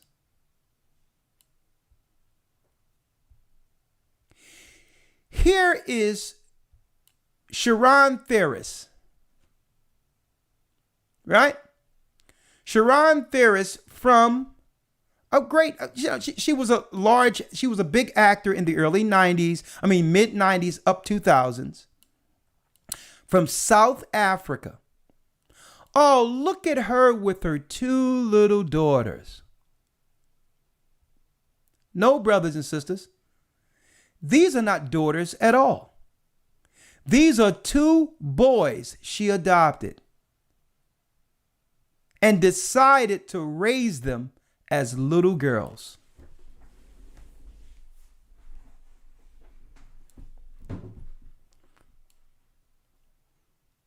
Here's the plan they have. This is what they want. This is the future of black representation. Male.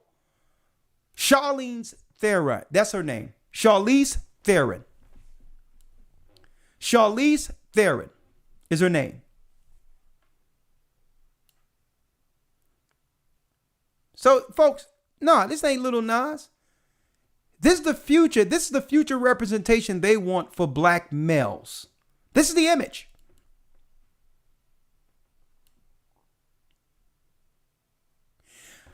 Here's a question, though.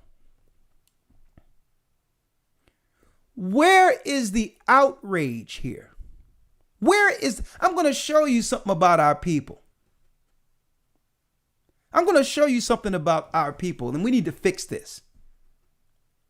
They can parade, they can turn our young, strong men, Judites, into girls right in front of us with no outrage.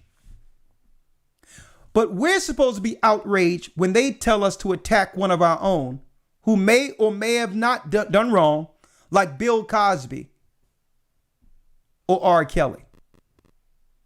Not that I've excused either of those two. But what if R. Kelly, folks, and Bill Cosby did this? What if they, because, of course she's raising them in a loving, caring, rich home to one day be what? Yeah. To be nice wives for their husbands. See? Now, suppose R. Kelly or Bill Cosby would have been outright walking down Hollywood Boulevard with 2 little boys that now are deemed little girls being raised.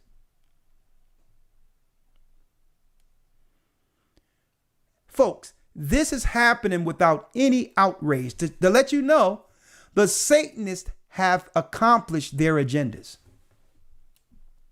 Now, I'm going to show you the hypocrisy. Here's some more hypocrisy. And by the way, folks, white women are minorities too. By the way. So you're looking at 3 minorities here. And the 2 children are double minorities. To show you some of that reprobate sickness that the world have come to accept. White women are minorities, folks. Okay? Now, some more hypocrisy on another note, but they all are running in with each other. Real quick, before I turn it over to you, Elder Lawyer.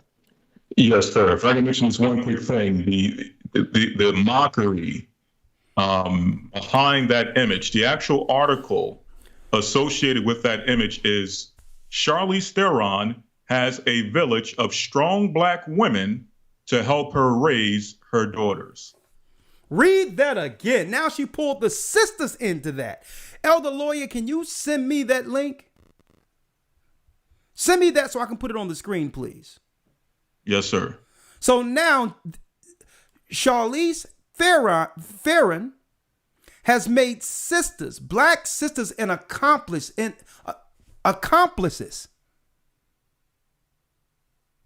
her satanic sacrifice to Moloch. Let me grab that real quick, Elder Lawyer. Hold on. I appreciate it. 1 second. Let me get it. Here it is.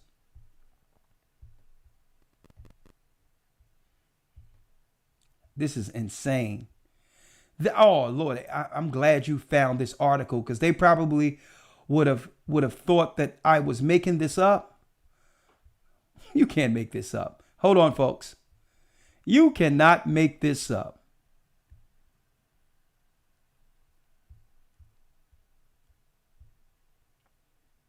Here's the article, folks. Thank you, Elder Lawyer. Here is the article in front of us. I'm gonna put you back on the screen here. Here's the article, folks.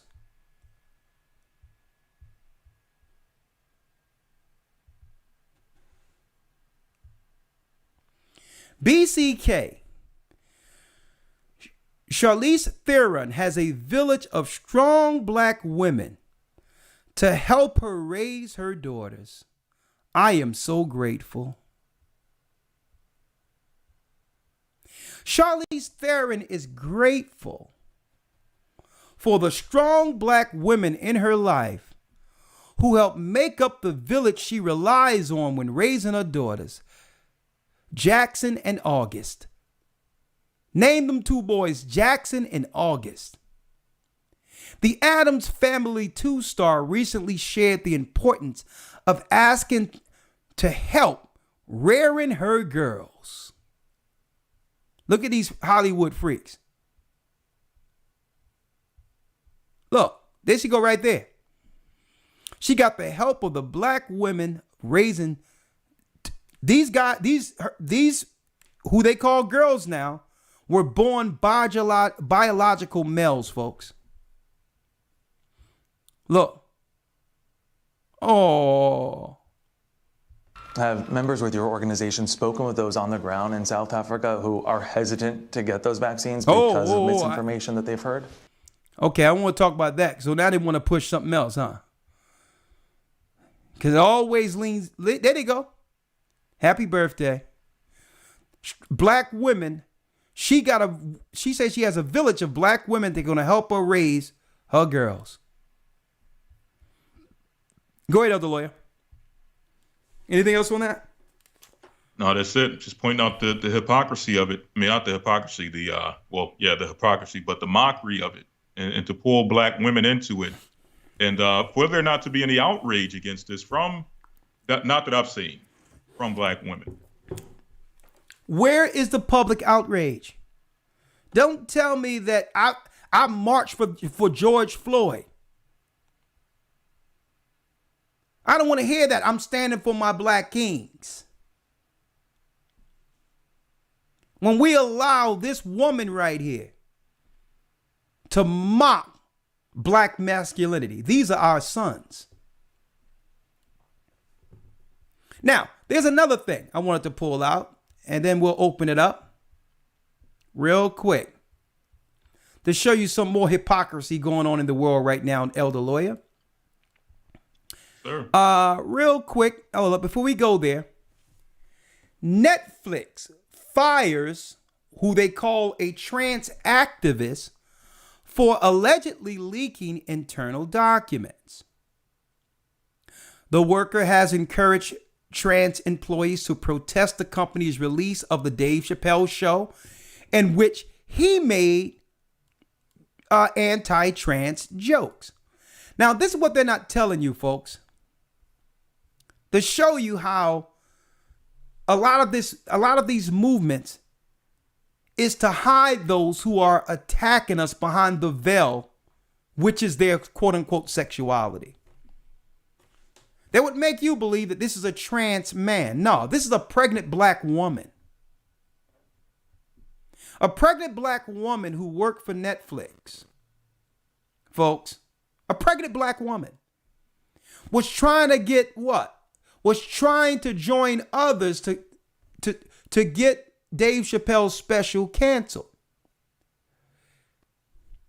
But no, the corporate controllers of Netflix fired this sister because her being vindictive, because they didn't want to what? Cancel him.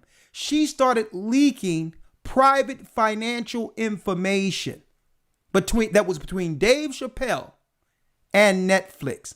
And they fired her for that. And to hide her identity, they're telling you, oh no, it's a trans man. No, this is a pregnant black woman.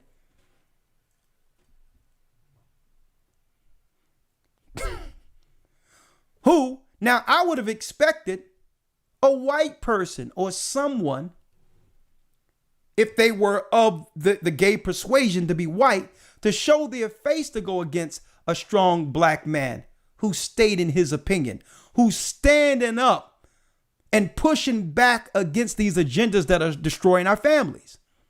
But no, a pregnant sister felt empowered to the degree that she can try to get Netflix to cancel a black man. This is how far this thing has become, folks.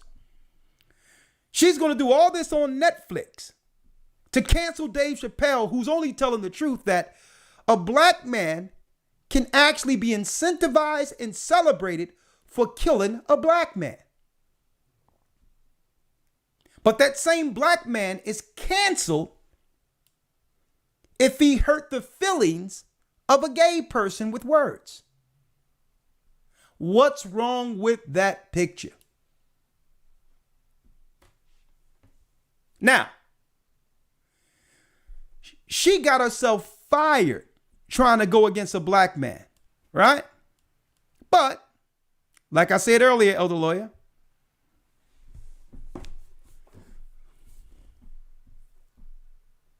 but there was no outrage here.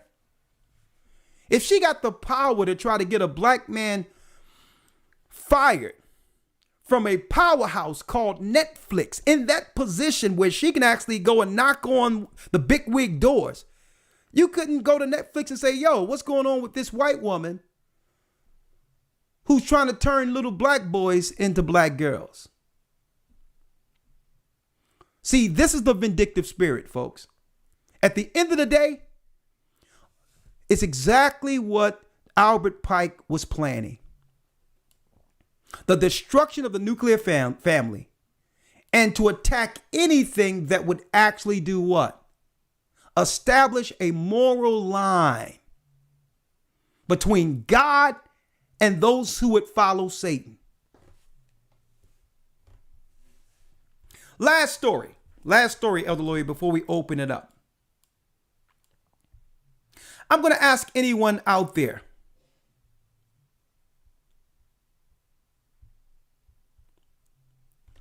Does anyone out there know this woman? You have no idea who she is. Her name is Allison Williams. Allison Williams. Now, I know a lot of you asking, Elder Ricard Shiar, why should we know exactly who she is? Why? Well, I believe based on the agendas that are being pushed right now, everyone should know who she is. Mainstream news, CBS, did a report on her without her picture. And you notice they don't have her picture anywhere. They just have her name. ESPN reporter Allison Williams leaving network over the vaccine mandate. ESPN reporter Allison Williams, but there's no picture here. So when you don't see a picture there, know right off the bat, it's not talking about a black person.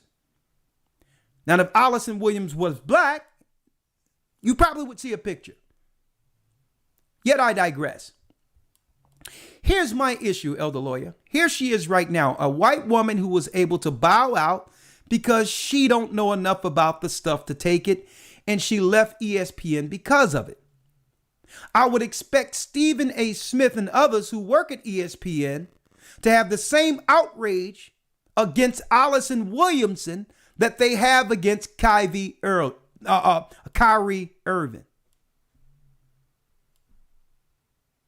You talking about Kyrie Irving isn't being a team player. Hey, she's a part of who? Stephen A. Smith's team. So why aren't you calling out your team and the people that aren't playing right concerning this mandate, Stephen A.? You calling out Kyrie for not being a team player. You got a white woman who's a part of your team at ESPN that you haven't said anything about and try to make an example of, but yet we cannot hear Kyrie's name spoken out there without any vitriol, negative. And I know you're wondering why I'm bringing both of these together, because it's the same tactics are used for either side. Any agendas are produced against the same people. Every agenda at the end of the day is against us. They don't want no male figures, no strong male figures, and they especially don't want any black, strong men.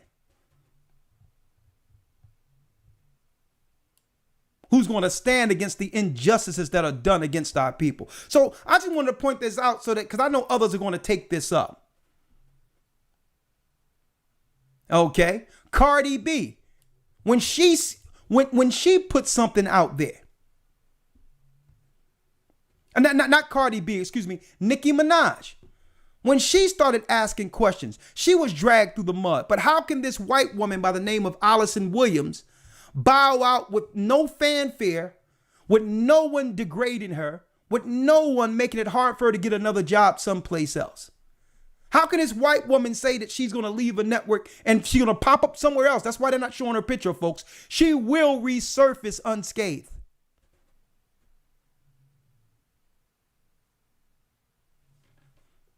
ESPN reporter Allison Williams leaving network over the mandate. And you notice they didn't have her picture. Why? Because they say, listen, we're going to keep this quiet. Don't worry about it. We'll just have you pop up someplace else. Because right now, guess what? You're not the target. Stephen A., where's your outrage? Allison Williams isn't being a good team player. Here she go right here, folks.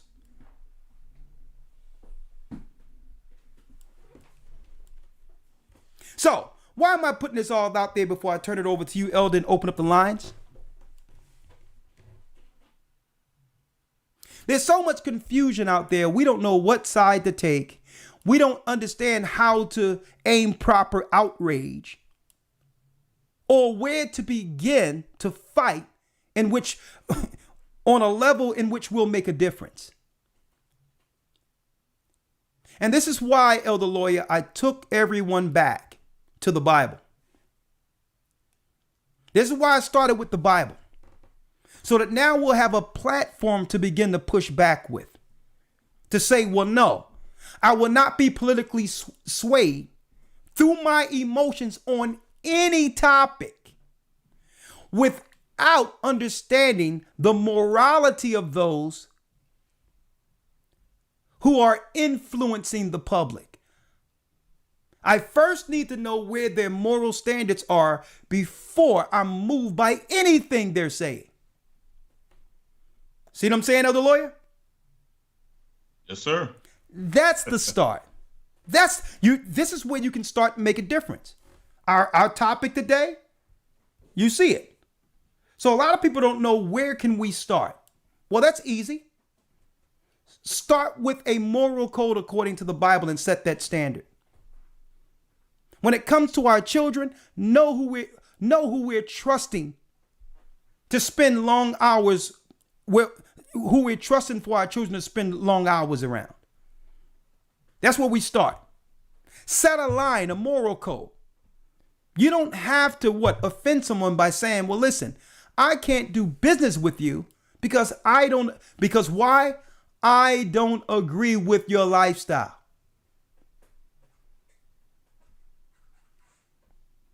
They'll be quick to tell us, they're quick to tell Dave Chappelle, listen, because I don't agree with your opinion, I want to cancel you. So now we have to stand down and say, well, you know what? Okay. I'm going to start basing who I do business with and who's around my circle based on the moral code or lack thereof attached to that particular individual. And then I will tell a person straight out, right? I don't care where I am. If I'm out at a restaurant, I'm not going to disrespect someone. But if a guy come to my table operating in the wrong, in the wrong spirit, I'm gonna be like, well, it's cool. I'll just go to I'll look around and I'll gauge the room, Elder Lawyer, for a heterosexual type of zone. I'll look around and I'll scan the room and see if there's any straight things operating that's serving at a restaurant. I'll go to the host and say, yo, I need to be in that section over there. Well, you don't like the table? Oh, no, it's cool. The air is fine. I'm checking out the air conditioner over that spot over there. The heat high is flowing over there. I want to slide over to the hetero type zones. Okay. We have to start taking a close look at who is teaching our children. What are their ideologies? And folks, brothers, sisters in particular, and brothers, sisters in particular, because you're over the households. A lot of these households. You have to take your children from under the influence of anyone who has liberal thinking. Liberal thinking. That means if they think like a Democrat, and I'm going to say that in specific. I'm not saying whether or not they think like a Republican. Republican out of the way. If they think like a Democrat, you must watch them. Because if you want to know what Democrats do, look at our communities where we've been voting Democrat for decades now. That's what they do. Anyone that these free spirits, live and let live, do drugs and it's okay. What you do with your body is okay. The free sex spirit. You can be any spiritual you want. It doesn't matter about the family. Live and let live. That's all liberal thinking, and it's satanic. And then we have to make a stand starting with these holidays and do what? Cancel Halloween.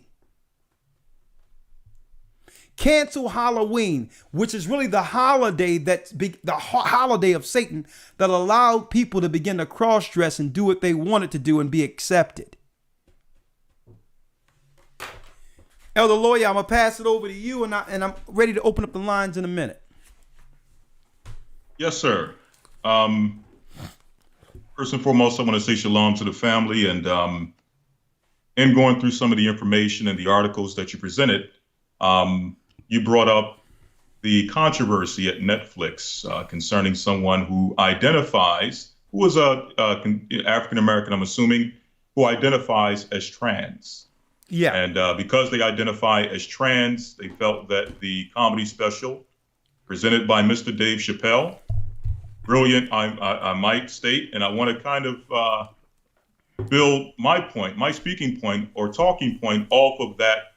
There's many things he said that were profound, but there's one thing in particular that I want to highlight. Yeah. Okay. But just dealing with the person who decided that they wanted to try to organize a walkout or a protest at Netflix. Some of the initial reports made it seem as if Netflix simply fired this person because they were speaking up for their community, which again, this African-American person identifies their community not as African-American or Black. Again, and listen, we understand those terms don't necessarily identify us as our true heritage, but nonetheless, these are the terms and the labels that our people fall under, that they identify with.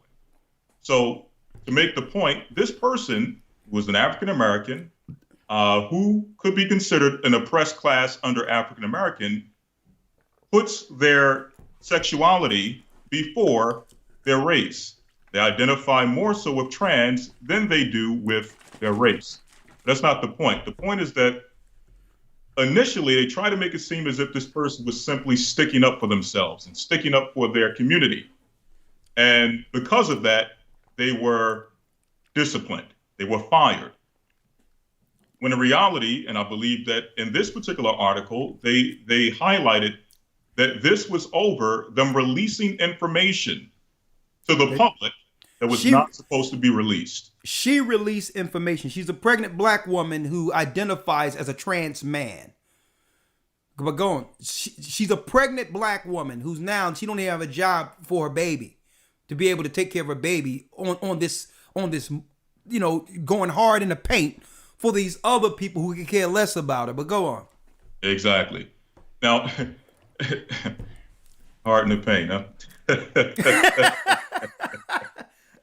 So to make the point I wanted to make, and again, the Chappelle special, whatever you think about Mr. Dave Chappelle as a comedian, whatever you think about him as a person or what have you, you have to admit, even the harshest critics have to admit that a lot of the points that were brought up, a lot of the talking points were thought-provoking, in the sense that even if you necessarily don't agree with his delivery, what he says, or what have you, the points that were brought up were thought-provoking to the point where you have to start, a conversation has started. And, even people who may have been tilted to one side of the argument, towards the LGBTQ side of the argument, have to ask themselves some very serious questions. And one of the things he mentioned during the special that I thought was very profound is, can a gay person be racist? And that's a profound question. Because if the answer is yes, if a person who claims they want equality, if a person says that they want freedom from bigotry, freedom from prejudice, if that person themselves can exhibit prejudice, if that person themselves can exhibit being partial, then it kind of equals the playing field, so to speak. It makes it to where those who are taking the high ground or have attempted to take the high ground is saying that because they want equality for their sexual preference, they want justice for their sexual preference, they want non-partiality for their sexual preference. If we can say that you can exhibit partiality, then now it takes away your stance, or it takes away your high ground from being able to state that you now have some level of moral high ground or moral standard when it comes to exhibiting non-partiality, non-prejudice. So here's the question. If the answer is yes, that a gay person can be gay, but also can be racist, the question is, what are some of the other crimes that a gay person can be guilty of? And to answer that, I'm going to use the Bible to set the precedent. Okay. I'm going to use this to set the precedent. Starting off in Genesis 6 and 5. And we're going to ask ourselves, as we read these scriptures, we're going to ask, when God makes these statements in the Bible, when the Word of God makes these statements, are these statements directed towards only heterosexuals, or is it speaking to mankind as a whole? And if so, can homosexuals also be included, or those who identify as LGBTQ, can they also be identified as the audience in these scriptures? Genesis 6 and 5. And God saw that the wickedness of man was great in the earth, and that every imagination of the thoughts of their heart was only evil continually. So, question, is God only speaking to heterosexuals? Or can those who identify as homosexual, trans, non-binary, can they also be included in this statement? Can they also be the men, or whatever you identify as? Can you also be identified as one whose imagination is evil from your youth, and your heart is full of evil continually? Can you be included in that conversation? Genesis 8 and 21. I will not again curse the ground anymore for man's sake, for the imagination of man's heart is evil from his youth.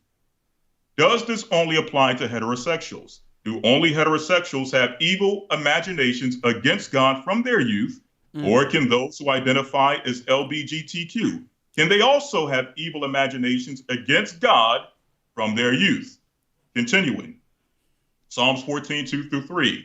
The Lord looked down from heaven upon the children of men to see if there were any that did understand and seek God. They are all gone aside. They are all become filthy. There is none that doeth good, no, not one. Question, did God only look down upon the heterosexuals? Or is he also looking upon LGBTQ and saying, I'm looking for any that seek God and I found none? When God says that they've all gone against God, is he only speaking of heterosexuals? Or can we include LGBTQ? If heterosexuals, it says, I'm going to read it again, they are altogether become filthy. If heterosexuals can be called filthy by God, can those who identify as homosexual also be considered filthy by God?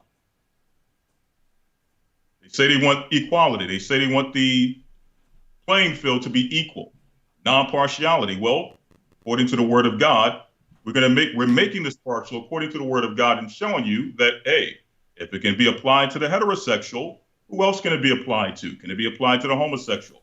Can it be applied to LGBTQ or anyone who identifies under those labels? Continuing, behold, I was shapen in iniquity, and in sin did my mother conceive me. Can homosexuals live sinful lives as a result of being shaped in iniquity? Ecclesiastes 9 and 3. The heart of the sons of men is full of evil, and madness is in their hearts while they live. Is this only applied to heterosexuals? Do only heterosexuals live their life in madness and in evil all their life and eventually die?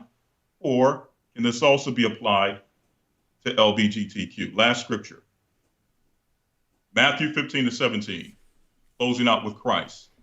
Do ye not yet understand that whatsoever entereth in at the mouth goeth into the belly and is cast into the draught? But those things which proceed out from the heart, or out of the mouth, from the heart, they defile a man. And let's listen to these things. For out of the heart proceed evil thoughts. And we're asking ourselves the question, are heterosexuals only guilty of these things, of these, we can say crimes or sins, or can we include LGBTQ as well? regardless of where you fall under those letters, right?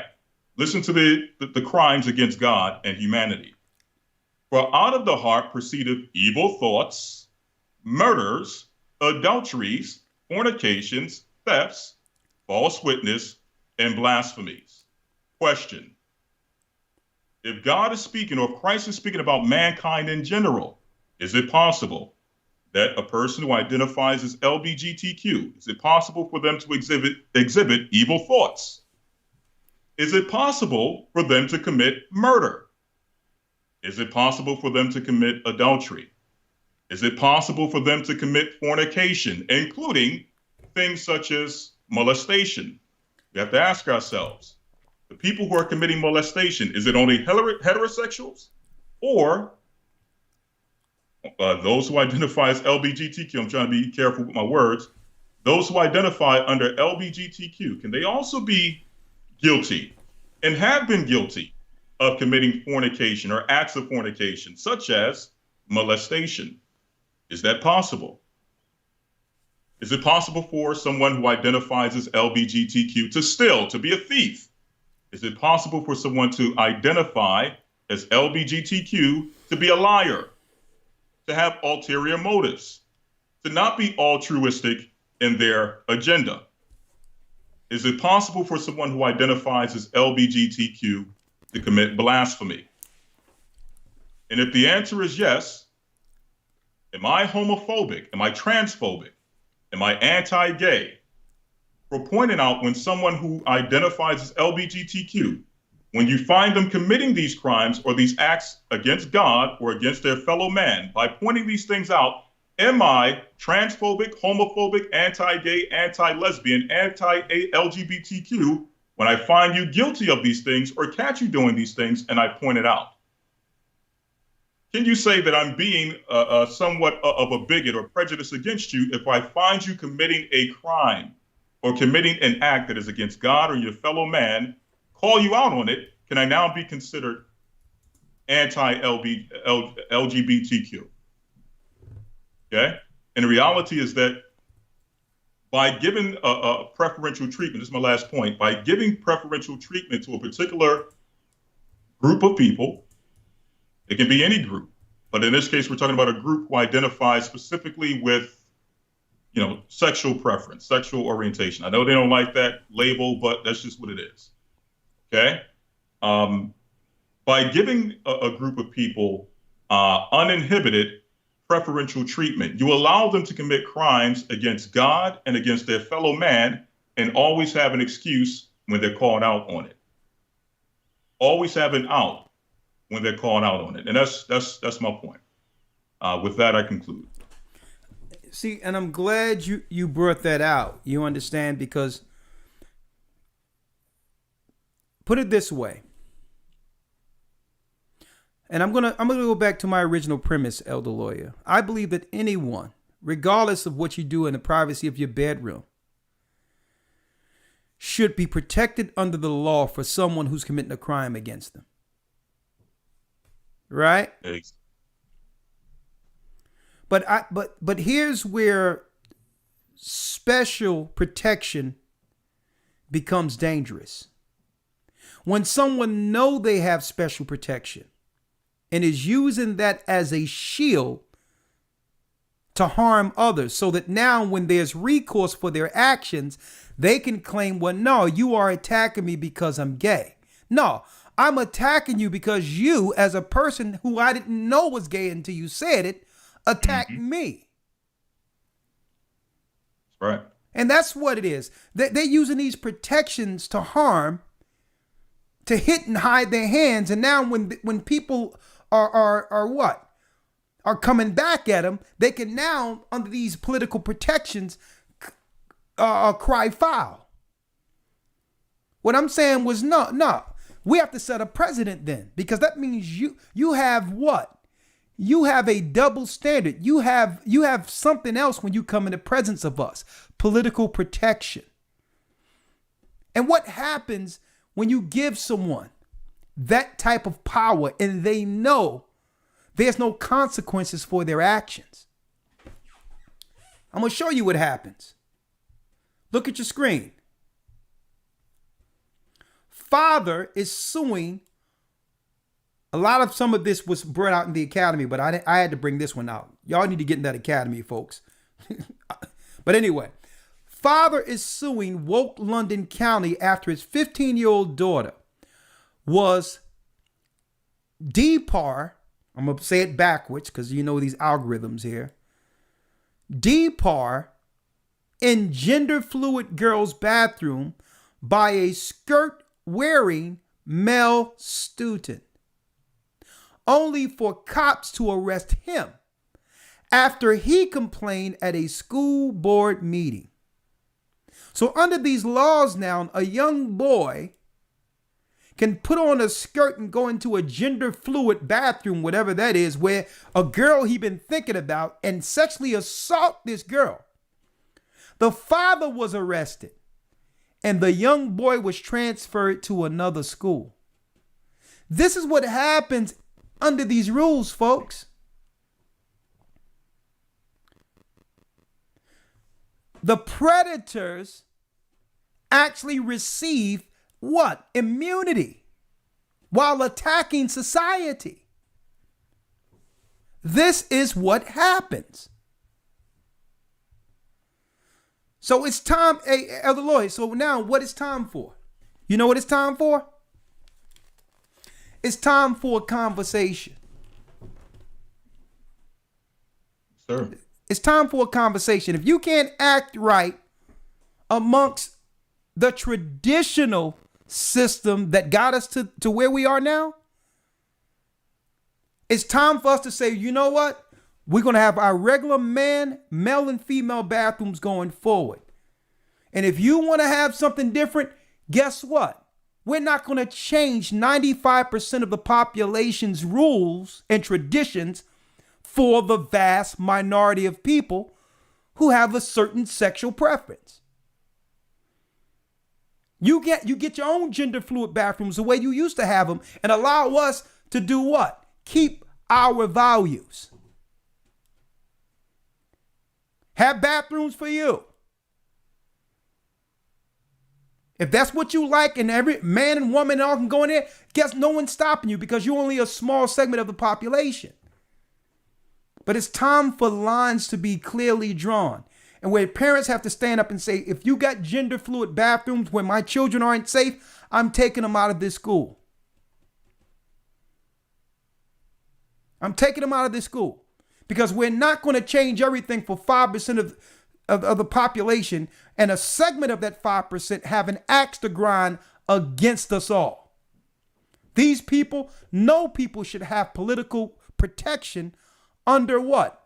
Under a country that already have laws for those who commit crimes. And if anyone knows that there's laws for those who commit crimes, it's us, black people. So there's laws on the books that will protect gay people if they're getting abused. But they're giving them extra protection. Why? Why? Because they're looking to destroy the family. The family is what? The family is the only weapon left against this evil. The nuclear family. We don't need them as counselors. We don't need them as preachers. We don't need them as guides. We don't need them as anything. Y'all do that amongst y'all people. We have to set a moral standard and say, you cannot counsel me for nothing. You cannot teach me nothing. Okay? It's time for us to take a moral stand or lose our children altogether.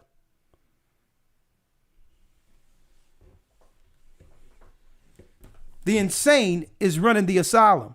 And the only way to get this right is for us to come back on this moral code, set a standard for our own homes, and guess what? Set that standard for anyone who's blessed to be amongst our family or our circle, including your children. It's time for the narrative to switch because why? You think they didn't know this was going to happen? You know how many pranks and stuff that we played in school growing up? They know kids 15, 16 years old. Your testosterone is going. You're like, all I got to do is put on a dress to get in here into the girls' locker room. It's time for us, folks, to set a precedent, because why? I'm going to tell you right now, folks, they're not letting up. They're not letting up. And you can only push people back so far until we realize, guess what? This wasn't about, how can you complain that, how can you get all these rights claiming you were abused and become the abuser and become the attacker? There's no one who have given these people clearance to operate more so like our sisters now. I mean, more so like our sisters who have never judged them. And now they're on these rumor programs and all these other programs, these all over the place, just talking down on sisters, attacking sisters on these radio programs. Oh, her nails, she need to get her hair done. She was ashy. I'm like, who give them the upper moral ground to speak down on sisters, some of the only few people who've supported you? Now they've gotten so much protection now, they can now attack the sisters who was really in their corner the whole time. So it's time for sisters to pull back too and say, you know what? Nah, we're not supporting this no more. Because at the end of the day, it's the black man, the black heterosexual man, and the black heterosexual woman, if you want to call it that, the people God intended from the beginning, who's at the back of the line.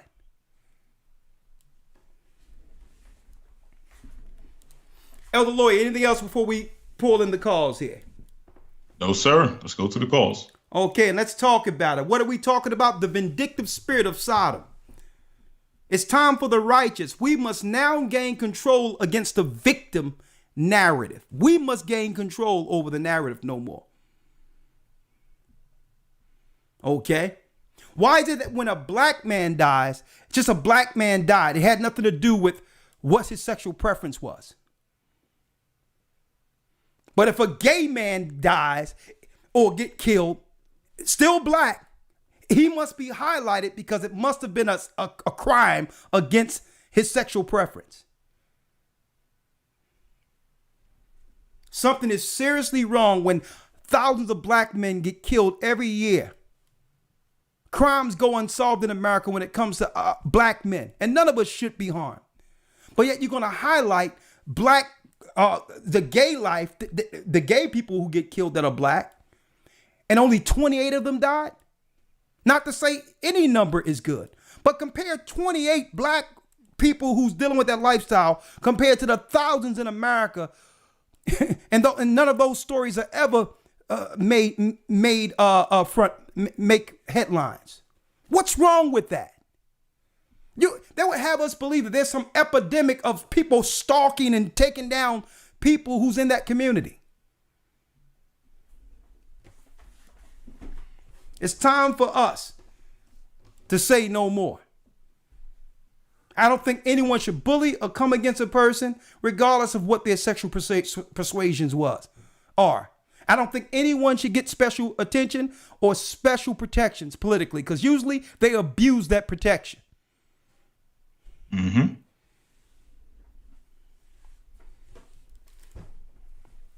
Let's open up the lines of the lawyer, and I'm going to bring you right in.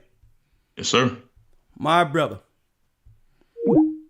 I don't know if Elder Gabar, because I know he was up last night, so it's up to him if he would like to come in. Hold on.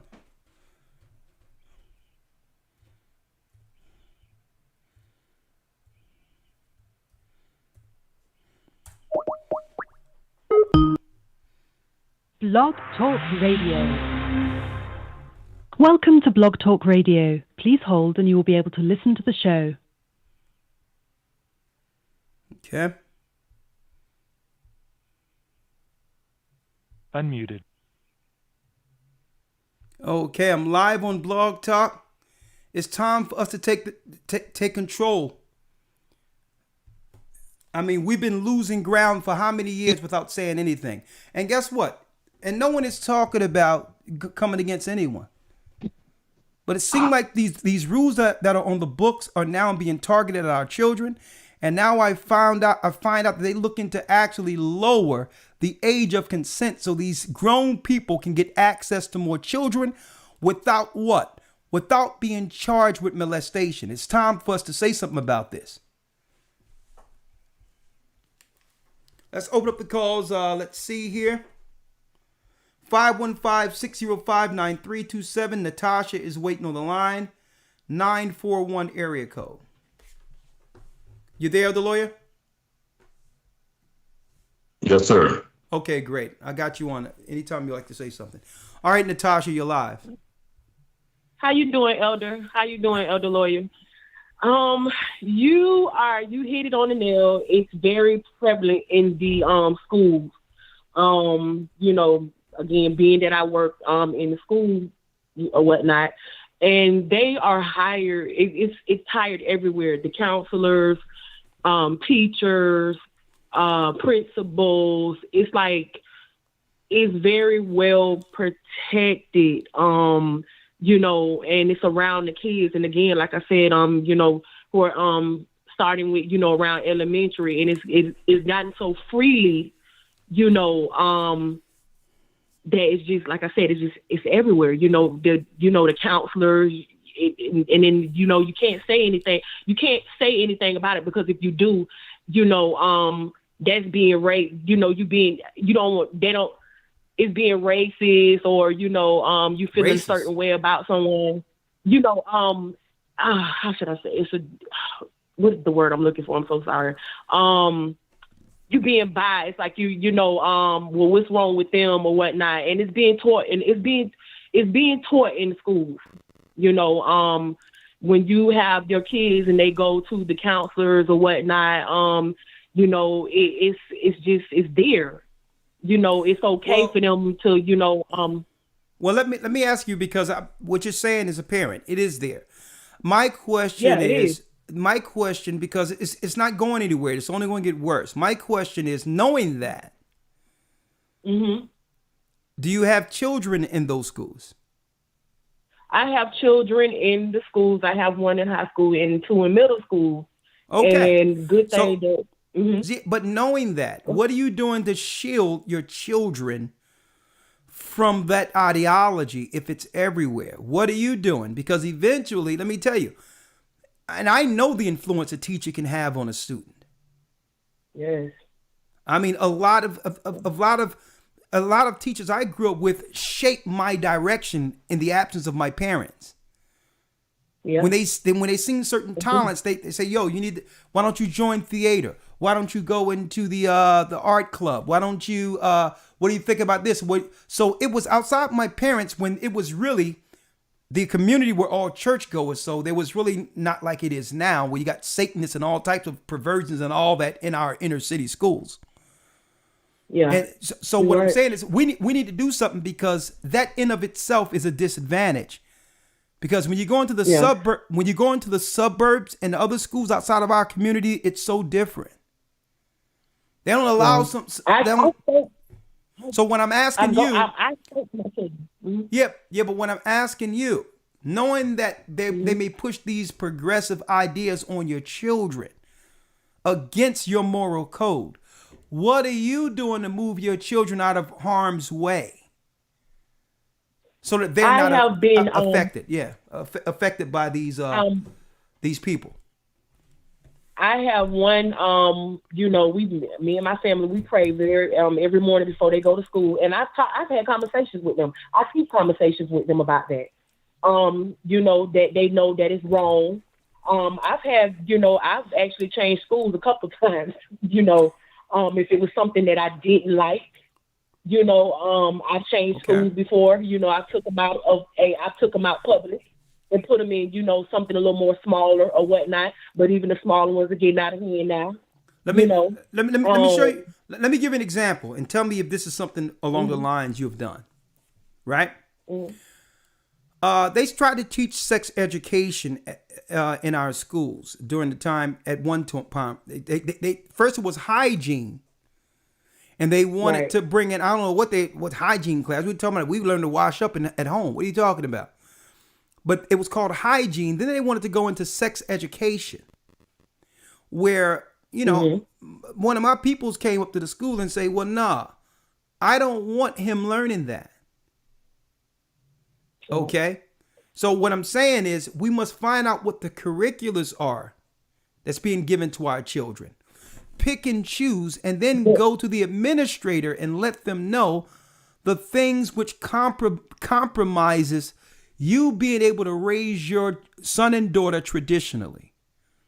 You have to look at their roster. Listen what I'm saying. You have to look at this and say, nah, I'm going to school with you, and I'm putting on record from the principal on down what will not be taught to my children. On record. Alternative lifestyles is against my core belief religiously. I don't want my child to hear nothing about some. Have you done that?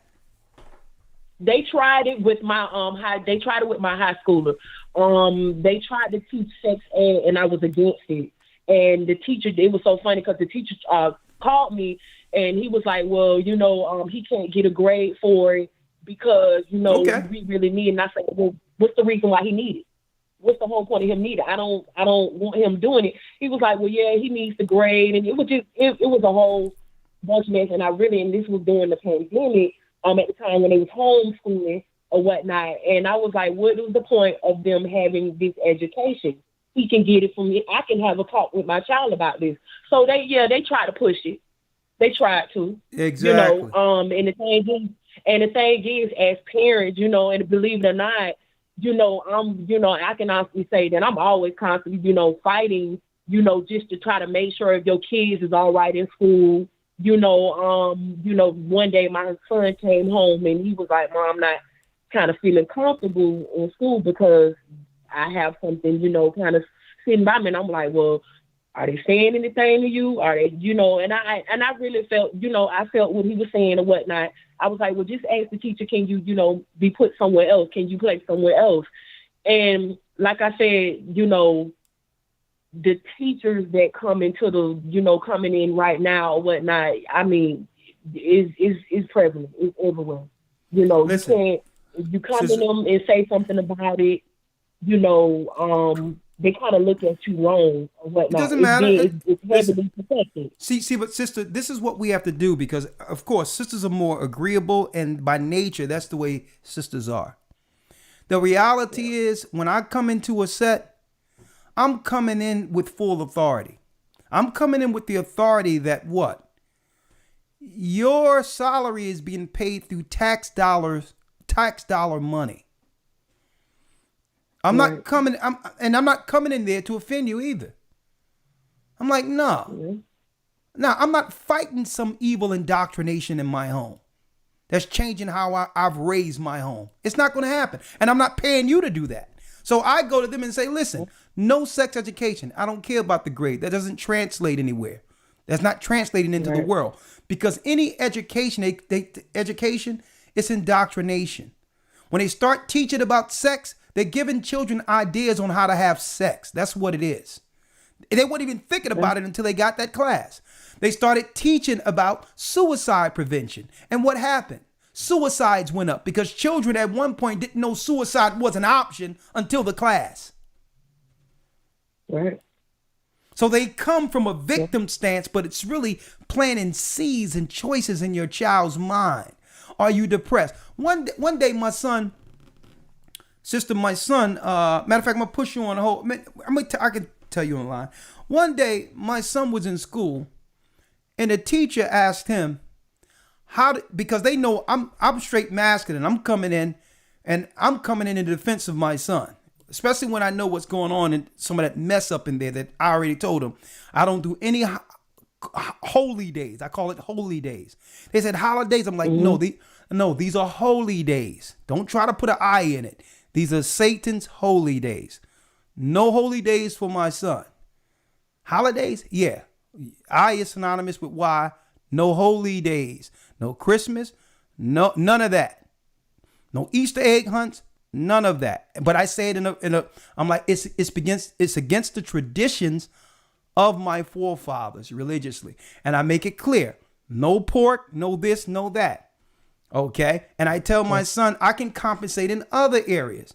So because I'm setting rules when it comes to my son not getting indoctrinated, a teacher began to ask my son questions.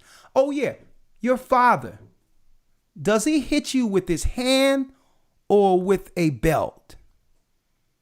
Wow.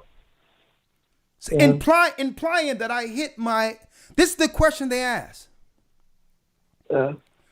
Right? So some dude come to my door because I guess my son said, well, whenever he spanked me, usually he used his hand. But because he said that with a trick question, it let because this is how they ask the question. So to get back at you, they try to use DHS. So DHS, you know, I was living on the 3rd floor down in West Philly at the time. And DHS knocks on I had like a flat, like a condo type flat, right? Knocks on my door. And, you know, it was a guy at the door. It looked like he had a whole thing of blue magic grease up on his lips. Lip shine and whatever. Excuse me. And, you know, and then, you know, I'm looking down at the door. He's looking at me talking about, excuse me, are you? I'm like, can you get your feet from out of my door? I'm just saying, I'm here. I'm like, listen, dude, you're going to back up off. I'm from I don't care where you're from. You're going to back up off my door, sir.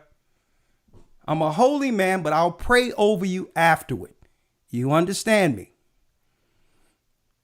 Look like he had a whole thing of blue magic with glitter on up on his lips trying to tell me what I'm like, listen. He says, but do you abuse? I'm like, listen, dude, back off. Okay, whatever you have, leave in my mailbox. Never seen him again. Of course, they had some stuff, but I don't deal with that crap. Because this is what they do. They get you in school. If you don't agree with the indoctrination, and then what happens? They try to get DHS or some type of home thing to come into your home. They try to get you sideways that way. So one day I went to the principal. You know, she was pretty hard, sitting there hard. Had the vibe going on. You know, the strong, Mayweather type tip happening. And she was like, well, it seemed like every time we look in, Mr. Shepherd, there's an issue there. I'm like, listen, I have rules in my house. Y'all have y'all rules. As long as y'all don't violate my rules and have my son come in messed up head and all that, whatever y'all do here is y'all business. And then she says, I think it'd be a good idea if you homeschool. What do you think? I'm like, great idea. He says, here's Agora homeschool. It's great. She had the paperwork waiting for me and everything. She had she had the paperwork waiting. She looked up the homeschool for me. There was computers coming to my house, microscopes, another computer. I was working at home and he was right beside me. Because they realized I was going to be there every time they bring some crap. And they send my son home with some crap that I would have to now chastise him for, because that's what's going on. They're turning our children against us. Yeah, they turn our children against us. Yeah. So, hey. Yeah. And I had to let her know. She went to ask my twins, questions, and I had to let her know my house is not broken. My children are not broken. Yeah. You know, and I had to back. And she backed off. And I let her know that any conversations that she have, you call me. Feel free to talk to me and call me about anything you want to know. So that pretty much lifts everything up. But you're right, Urban. You all right. You all right. Oh yeah, I think I triggered something in people when I said that blue magic. When lotion was missing. Yeah. When you ain't had no lotion, boy, that blue magic. You sitting there working at that thing happening, all on the calves and everything. Oh, let's get the next one. 228 area code. I know lawyer cracking up. 228 area code. Let's get the next one. Shalom, Elder Shalom. This is son of Judah, Brother Hayes, Brother Kenneth Hayes. Hey, how you doing? Hey, let me ask you, man, have you been in that academy or what? Because we bringing it. You know it. Okay. I've been in the first academy. I was in half of one academy, wanted to get back in, but, taking care of bills and trying to do what I got to do to prepare for the wilderness. But I will, however, Elder, be in the next academy. And I know it's going to be off the chain. Oh, man. Wait till you see what I got coming. But go on. Talk to me. Yeah. Now, Elder, I got a question. Wow. Okay. You know how you was talking about how our brothers be dying in the streets and we see them all the time, right? But they paint this negative picture, a portrait of our brothers to make us go against our own people. But then when they show somebody else, whether it be of another sex, whatever their orientation is, or another race, if they have that, that number or letter over them or whatever, they make it to where they're like a victim. Well, my question is it propaganda? Could it be propaganda that when we see our brothers die innocently and they make them out to be bad, but then it be somebody else dying, and as long as they're got a letter on them, they make them like out to be a victim, so we would feel, some type of way, some type of sorry for them, and maybe that could be planting seeds in us to like, you start to accept it, you start to be like, oh, and that person, you know what kind of question I'm trying to ask, right? Yeah. That you start to feel sorry. Yeah. And you start to accept, See, but we know that's wrong. Listen. First of all, no one is a monolith, right? Which means I don't feel a certain type of way about something that I had nothing to do with. I didn't do nothing to you. So I'm not going to get all pressed upon that. I'm going to deal with, and this is what propaganda does, brother. And this is how you look. This is how you look at the news going forward. Any protected group where they'll make special laws to protect, the media is actually letting you know outright the exact group that they're using to attack you. That's a telltale sign for those who are on the side. That victim thing isn't because they care about these people and their plights in particular. Understand, everything on the media is politicized. So if they're having it's like if they're putting a protective group there, they've already sat there and say, the way we're using this particular group, there will be pushback from society as a whole. So we're not going to move this agenda cannot be moved if we don't give them special political asylum or protection first, immunity, or the people going to push back and stop them. So every group that they while using this. Yeah, so I don't deal with I don't deal with no sob stories, all that playing the violin and the piano saying, Dad, I got something to tell you. Dad, I don't deal. I turn the music down because I don't want to hear it. Dad, I got something to tell you. I've been struggling for a long time, and George, who you thought was on the basketball team. Yes. I'm not going for none of that. And then the father start crying, saying, "Boy, son, I knew." I'm not dealing with none of that crap. I didn't do anything against you. I'm not dealing with the violin, the piano. I don't want to hear your coming out story.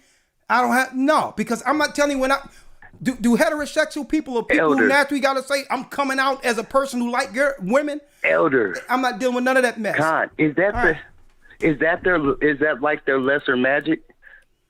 Yeah. Really, what they're doing, brother, Elder. When they put these groups out there like that, they're giving that group political protection, knowing the harm it's going to cause in society. There is no black people or people coming against Asians over Asian hate, over this hate or that hate. It's political protection of a group they're using to attack us. That's what it is. To destroy our people, trying to get us to feel sympathetic for the very same people destroying us. Exactly. So this is what I do. There's on the remote control, right? There's a speaker with a line in between it. It's the mute button. You know that mute button? Man, let me tell you, I use that thing on cue. When there's any commercials of pharmaceuticals, anything. And listen, and another thing. When it comes to Disney and all that stuff, we have to watch what our children are tuning into. And if we have to cancel those stations that are pushing those agendas on our children, you must get in front of it and cancel those stations. Elder, I've already taken a step, Elder. Great. You know what I do? I stay in this word and stay into listening to my elders, stay into listening to y'all. There you go. Yep. See, we were Yes, giving indeed. it. Let me tell you, we're going to give you the inside scoop on things, right? I'm not dealing with the violins Yes, or indeed. nothing. I don't deal with no cancer commercials. I don't deal with none of that stuff who programmed me to believe that I'm going to die of something. I don't deal with none of that stuff. I don't deal with them sitting there making me trying to feel sorry for a group that, listen, nah, until y'all start sympathizing for Israelites as a whole that's suffering the curse of Deuteronomy 28 with some violins behind it, I don't want to hear it. Thank you, my brother. Con. All right. Con. The water, elder. The water. All right, Mr. Hendricks. I'll see you there, Sunshine. I'll get you in a moment. All right, 702 area code. Mr. Hendricks. Shalom, elder. I'm just calling on a regards because basically you said some true facts that's basically going on with my situation. I'm a single dad of a 5-year-old daughter, and it's different when a man is raising a girl when she just came out the womb since birth. Okay. Make a long story short, she in 702 area code Clark County School, and I shared my thoughts with the principal and the so-called Clark County superintendent what I don't want my daughter engaging in. Okay. And what I comes to find out, it's not like I'm not disagreeing on nothing to what you said. That is very true. But what I come to find out in these public schools, they gonna teach your children what they gonna teach them regardless because it's part of the public so-called Gentile agenda. Even though I already gave them heads up, I don't want my daughter engaging in nothing that comes on the calendar. You know, the principal tells me she don't know what the teacher's teaching. I told her teacher ahead of time, but that let me know they're going to continue to teach these children whatever they want them to teach them. So what I'm going to do is, like, when it comes to, like, what we in the season now, Halloween, like, for example, she's not going to go to school on so-called Friday because I already know they're going to so-called celebrate the Halloween by it being on a weekend, have parties or whatever. Same thing for other holidays. Going back to make this long story short, I was hollering at the young man that so-called opened up the gate, and he was telling me the most people that staff in the school that she go to is females. So the females going to be quicker to agree to whatever's going on. We had this talk this morning, me and the brother. You know, he was telling me how him and the principal get into it. Because it's not a lot of male agendas. But you know who broke up our conversation and came and said some things that me and the brother wasn't talking about? A Gentile male bringing up some football. I'm just going to leave it at that. Okay, well, I'm about to go to the next call, but let me say... Thank you for taking my call. Thank you. Thank you, Mr. Hendricks. I want to say this right out. And maybe this is how we were raised to think.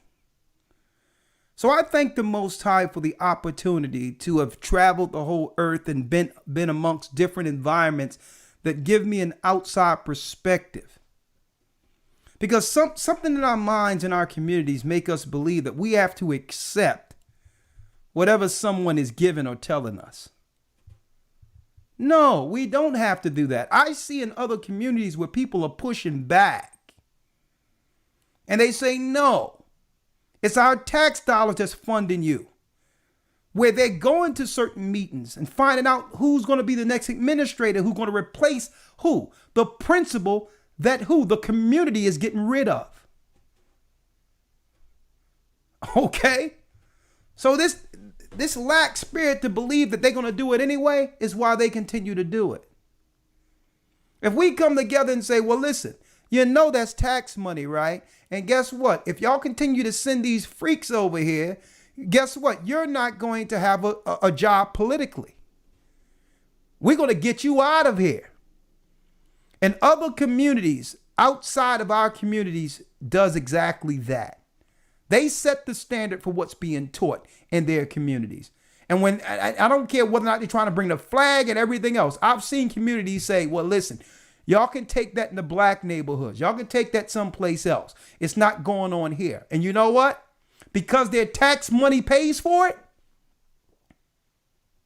That's right. That's right. The school complies. A lot of you don't realize principals in all those other areas, these are political positions. These are political positions. So it's because we sit back and say there's nothing, they're going to do it anyway. Nah.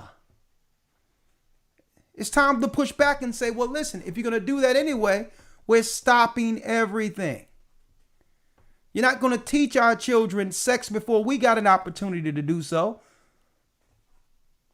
You're going to let them know, I know what your mommy and daddy is, but did you know that there's something like this over here outside of your mommy and daddy? No, it's not going to happen. So it's only our people. And I can understand, but it's the defeated spirit we have thinking that there's no options and they're going to do it anyway. Nah, you have to get singular focus like they are. They are singularly focused and they'll press upon until their agenda is accomplished. And we'll just sit back and not realize, you know what? You have that same power. And not only that, we outnumber them.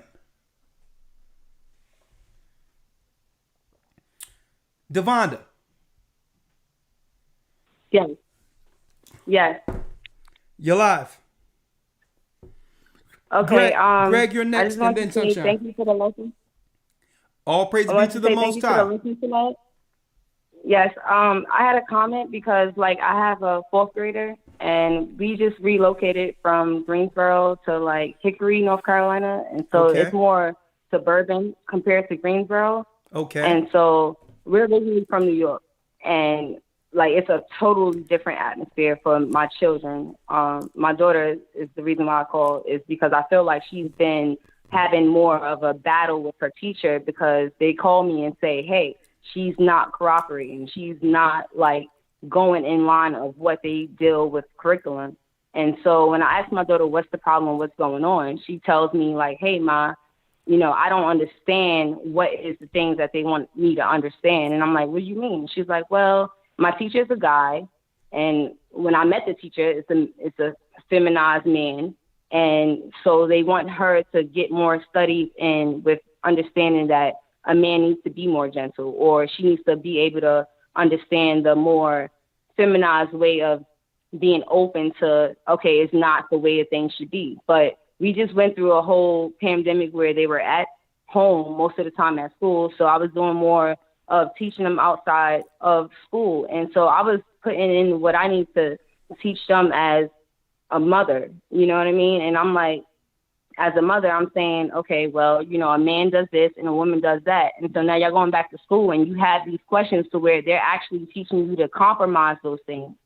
And I know you need to be socially accepted with that, but it's not your fault that you don't understand what their curriculum is actually teaching you. You know what I mean? So I feel like you got a lot. Got a lot, but I'm not getting detail.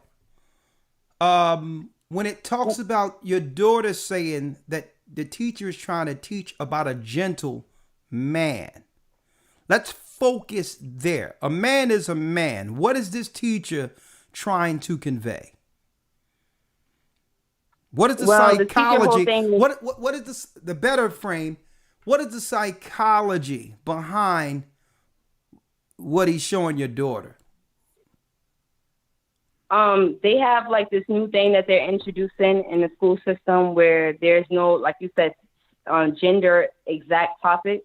And okay, let's stop there. That, let's stop there, right? Where's her father? We're not together, but he's definitely in her life. Okay, what man do your daughter has as a representation for moments like that? Her grandfather and my brother. But like I said, we moved out of town. So it used to be direct contact, but now it's distant. Sister, I don't want to go through all that because right now we're focusing on the girl, right? So this is what I'm saying. Yes. Regardless of how it happens, there's certain circumstances women shouldn't be a part of. Right. So whatever you need to do, you got to find a man that stands in where a man can stand. Only a man can look at another man and instill the seriousness of a situation without actually threatening a person. A man can, because I've done it before. A man can look at another man and say, listen, how you doing? I respect your education. I respect where you're coming from. Listen, you're not going to teach my daughter anything about a gentleman. The only man she know about is the man that I'm teaching her about. Do we got an understanding here, sir? Yeah. Yeah. You're not going to psychologically abuse my daughter. You understand that? And see, I can talk to a man without saying anything, and I can look a man in the eye, and he'll understand where the line is. And like, listen, I'm gonna tell you this. I don't care what you do with these other kids, these other children around here. Understand that if she's understanding about any man outside of me, then you're gonna be looking for another job. Understand me? And you know, that's what's going to go down. I don't care about your gender fluidness. You got a fluid somewhere else. I'm going to tell you right now, this is how it goes down. So, sister, what I'm saying is only a man can actually instill that. Because why? A lot of these people, like Elder Lawyer read in Romans 1st chapter, even though they're dealing with whatever they're dealing with, they're still men. And men rarely budge. They rarely budge on stances when they're up against women. When it's a stance, you're a woman. You're still a woman. Yes. So what I'm saying is, just for the sake of her or any other child you might have, make sure you find man representation somewhere for moments like that. Okay? Okay. All right, go ahead. And so what I was saying was, my daughter thing to me when I had a conversation with her, I'm like, what is it? Why your teachers acting like you're, the problem? What's going on? What are you doing that's not like following the rules? And in my own interpretation after having that conversation with my daughter was the fact that she's not used to a man moving and acting in a feminine position, because she's used to being around my brother and my father, who moves more differently than her male teacher now in this new environment. And so she's now defiant. Yeah. Okay, so let's make it clear. Because she's not becoming vulnerable to what he's trying to tell her, like, as a teacher, this is what you should be doing, regardless if I'm a male teacher or a female teacher. And I'm like, okay, that's where my daughter's crossing the lines at, because she knows that, even as a man. Sister, real quick. She's clear of that now. She's clear of that now, correct? Yes. Yes. Okay. But what I'm saying is, and I hope this is a lesson that other sisters can understand, that men, people in position, and this is why they replace women with a lot of jobs men used to have. This is why women are agreeable by nature. They're less confrontational. They usually try to frame how to say something without offending a person, or to come off or not to come off offensive. This is why the job force have replaced men with women. Don't you know there's a study that was out there in the corporate world that we used to deal with, that I found out later in the corporate world, that women, it takes women 3 to 4 months to ask for the same raise a man would. Did you know that? No, I didn't. Because everyone talks about the disparity in wages. Because women are more agreeable, and because women are hesitant not to offend, sometimes it's to a fault, to a degree that they'll wait to ask for a raise. What they'll do is they'll find out what's going on with everyone else working to see what their wages are. to get up the gumption to actually ask for what they deserve. And while they asking around, someone has already gotten a raise. Men. Right. The corporate world have replaced women because women by nature are less confrontational, and they have to think about how they're going to frame something, careful not to offend a person because they need to be nice, even at the expense of themselves. And it has nothing to do. That's how a woman should be. Okay, but Elder, like with them defining my child as the problem, like not really just the problem, but just defiant. Like, how do I approach that direction? Because like I obviously know that she knows to follow instructions, right? But it's certain things that she don't really comprehend when I say perhaps his position. You know, do I just say, hey, just go ahead and just do what you need to do and get out of there, or you know, you do still have to have a ground drawn in sand, you know? This is what you have to do, right? Don't put any pressure on her at all. Don't put any pressure on her. Just let her know that the areas in which she don't understand something fully, or she, you know, or she's running into a roadblock, that you'll help her with that. But just focus on the areas she excels. Okay. And just congratulate her in the areas she excels. The places where she's struggling at, just say, don't worry about that. I'll help you with that. Therefore, she's not hitting the roadblock and feeling like a failure. You're only congratulating her on her successes and helping her in the places she's struggling. But if she if she's frustrated and she see you're frustrated, then that's going to be an issue there, because it's going to run into the areas where she is excelling. She's going to feel like she's failing in both areas. Focus on what she does best and say, don't worry about the stuff that you're struggling in. I'll help you with that. But really compensate by congratulating her on the things she does well. Got it? Okay. And there you go. Yes, you got it. Absolutely. All right. Shalom. Shalom. All right. All right, let's go down the line here. All right, we have Eunice. Shalom. Okay. Shalom, Elder. How are you doing? I am doing okay. I am married, been married for 8 years, and we have 3 kids together. One is biologically his, but he has been a wonderful father to him. And I see as he goes, you know, when a young boy goes through puberty, you know, he needs a man, because there's certain things a man can teach him that I just can't. And I'm so grateful to have that, because a lot of people don't have a male figure. A male doesn't have a male figure to turn to when they're going through certain things, you know, hormones and such, you're raging, and you just need that man in your life. And I didn't have that growing up. I was raised by my grandmother. Okay. So I was not really taught about a lot of things that a woman goes through. My aunt helped me as much as they could, but my mother wasn't able to raise me. So I'm just grateful that I have a husband like that, so he can do things that I just can't. Praise the Most High. There's one thing I got a few calls. I just want to just try to hone in on the topic, the vindictive spirit of Sodom. Like, she gave a perfect example how some of these grown people are causing serious psychological damage by pressing upon their own personal agendas sexually on children. Now, even heterosexual people can't do this without it being called abuse or something wrong. So how can another person be inside of school teaching their sexual preference and teaching you should be tolerant of what I do behind closed doors with another man or another woman?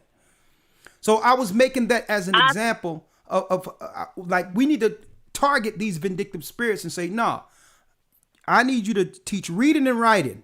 I don't care about your lifestyle. That's between you and whoever you're dealing with. You're crossing the line when it comes to education. But go on. really, I feel like sex is something that a parent, it should be up to them when they sit down and talk to their children about that, not the school system. Exactly. They out of pocket. That's even an infringement on your privacy. But I don't want to hold you up because I know you have a whole lot of other callers. So thank you for even letting me comment. Thank you, Eunice. And Shalom. Shalom. One thing she did bring out, which was important. One thing she did talk about is that there's balance because there's a man. There's a man in position. Hold on. Let's see. There's a man in position. So there's balance. Because I remember growing up, certain things happening in school. And that's when there was more male teachers. There was things my mother couldn't deal with in the schools. Because by nature, women are non-confrontational, usually. Okay? And so some things need to be confronted. Okay? Not threaten people, but some things have to be confronted head on like only a man can do. Like, no. Well, these are the rules. Listen, they're going to tell me what the rules are. No, that's your rules. I'm about to tell you my rules. Okay? Because there's an issue when your rules gets in the way of my rules. Do you understand that? All right, let me put you on hold. Hold on. I'm having an issue here. One moment. So and what happens that I see, and this doesn't usually happen in other neighborhoods. These so-called school administrations and those who work there, they try to look down on people in the community and think it's okay to be dismissive. And then you have to remind them, hey, you got the wrong one. Okay? I pay your taxes. Do you want this job? I will make getting rid of you the bane of my existence. And I'm talking about this job right here. Okay? If you don't do your job, understanding I'm a taxpayer, you don't know who's standing in front of you, but I will focus on getting you out of the way. I'll go to your boss and everybody else's boss until I get an outcome. Understand that what's not going to be allowed. Your rules is not going to infringe on my rules when it comes to who I raise in my home. Okay? Understand that. 918 area code. And I'll be nice about it. 918 area code. Alois. A Joyce or Alois. And Qam, I see you waiting. I'm going to bring you in, Qam. Alois or a Joyce? I don't know. Is it Alois? Okay. Alois? Yes, it's Alois. How are you doing, Alois? The floor is yours. Shalom, I'm fine. How you doing? I'm blessed by the best. And his name is Ahayah. I was just wanting to comment on the victim mentality, or like they're playing the victim as far as alphabet people do. I was just going to say that like that went on in my household with my youngest brother a lot. So I don't even know if it's just straight propaganda or like the other guy was talking about. He was saying, is it part of their lesser max? Like, that's just that spirit, period. When you said your brother, the victim scenario with your brother, what do you mean by that? Context, details. Okay. So if he does something wrong at home or in the household, and like one of my older brothers got on to him about it, or anybody for that matter, because he was the youngest, then it would automatically play. He would automatically play the victim and blame it on him being that way. Okay, so you have people who would do certain things, but to shield themselves when they're being noticed, they would claim, no, I'm the victim, even though they're the one, they're the people who are selling or causing the issue. All right, I got you. All right, come on. I understand it now, but go on. it went on like for even until this day, you know, like it was this all kind of rumors being spread by saying that's why him and his dad didn't get along, and all of his brothers and sisters was because he was like. Now, Alois, is this along the lines of the gay persuasion, or this is just something happening with your siblings? Yeah. No, I'm talking about. Yeah, that's because he's gay. Oh, okay. See, now we get in context. You had a little brother that was dealing on the other side, causing issues up in the house. Right. All right. Okay, I got you. All right. So. And that just went on until this day. This is how he is. Did he get his life together? Is he okay, or he's still starting trouble? He's still starting trouble, and I'm. No, he hasn't gotten anything together. It's just people still dealing with the repercussions of his. Okay. actions. All right. Well, I'm digressing. We're about to break down the broadcast. I only got a few more calls. Thank you, but let your brother know that it's open for him to, come to the knowledge of the truth. Give him Genesis 19. Leviticus 18, 19, and the 20th chapter, and let him read that, and let him know it's still an opportunity. It's not over. Okay, there's a chance for him, just like everyone else who's under sin. Okay. Okay. Yeah. He's watched the videos and he's figured out some stuff, but he's still. Let him know whenever he's ready for that water. Hey, there's some water for him. Okay. All right. Thank you. And again, I would like to announce our Hebrew and Bible Academy, October 31st. I hope you all are invited. We will be going into. That's right. There is no alien invasion. The so-called aliens have always been here.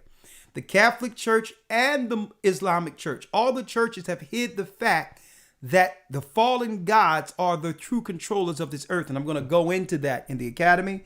Finding the Ark of the Covenant, the greatest weapon known to mankind.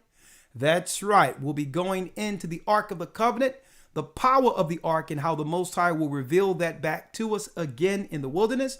We'll also be going into, in the Hebrew and Bible Academy, you don't want to miss it, surviving the wilderness. That's right. The tribulation of the wilderness. How even when we were together needed to stand together for the sake of survival, there was always friction in the wilderness. Okay, so I'm going into the tribulation of God's people in the wilderness. The Hebrew and Bible Academy will be up, man. It's going to be, I'm going into it. We got brand new features that's going to make it more interactive and all that. So I hope you're there. October 31st.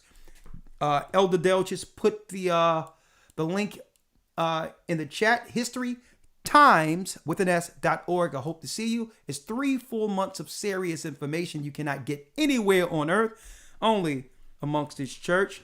HistoryTimes.org. We only had about 3 more calls, and then I'm going to wish you all Godspeed. I'm past 10 o'clock.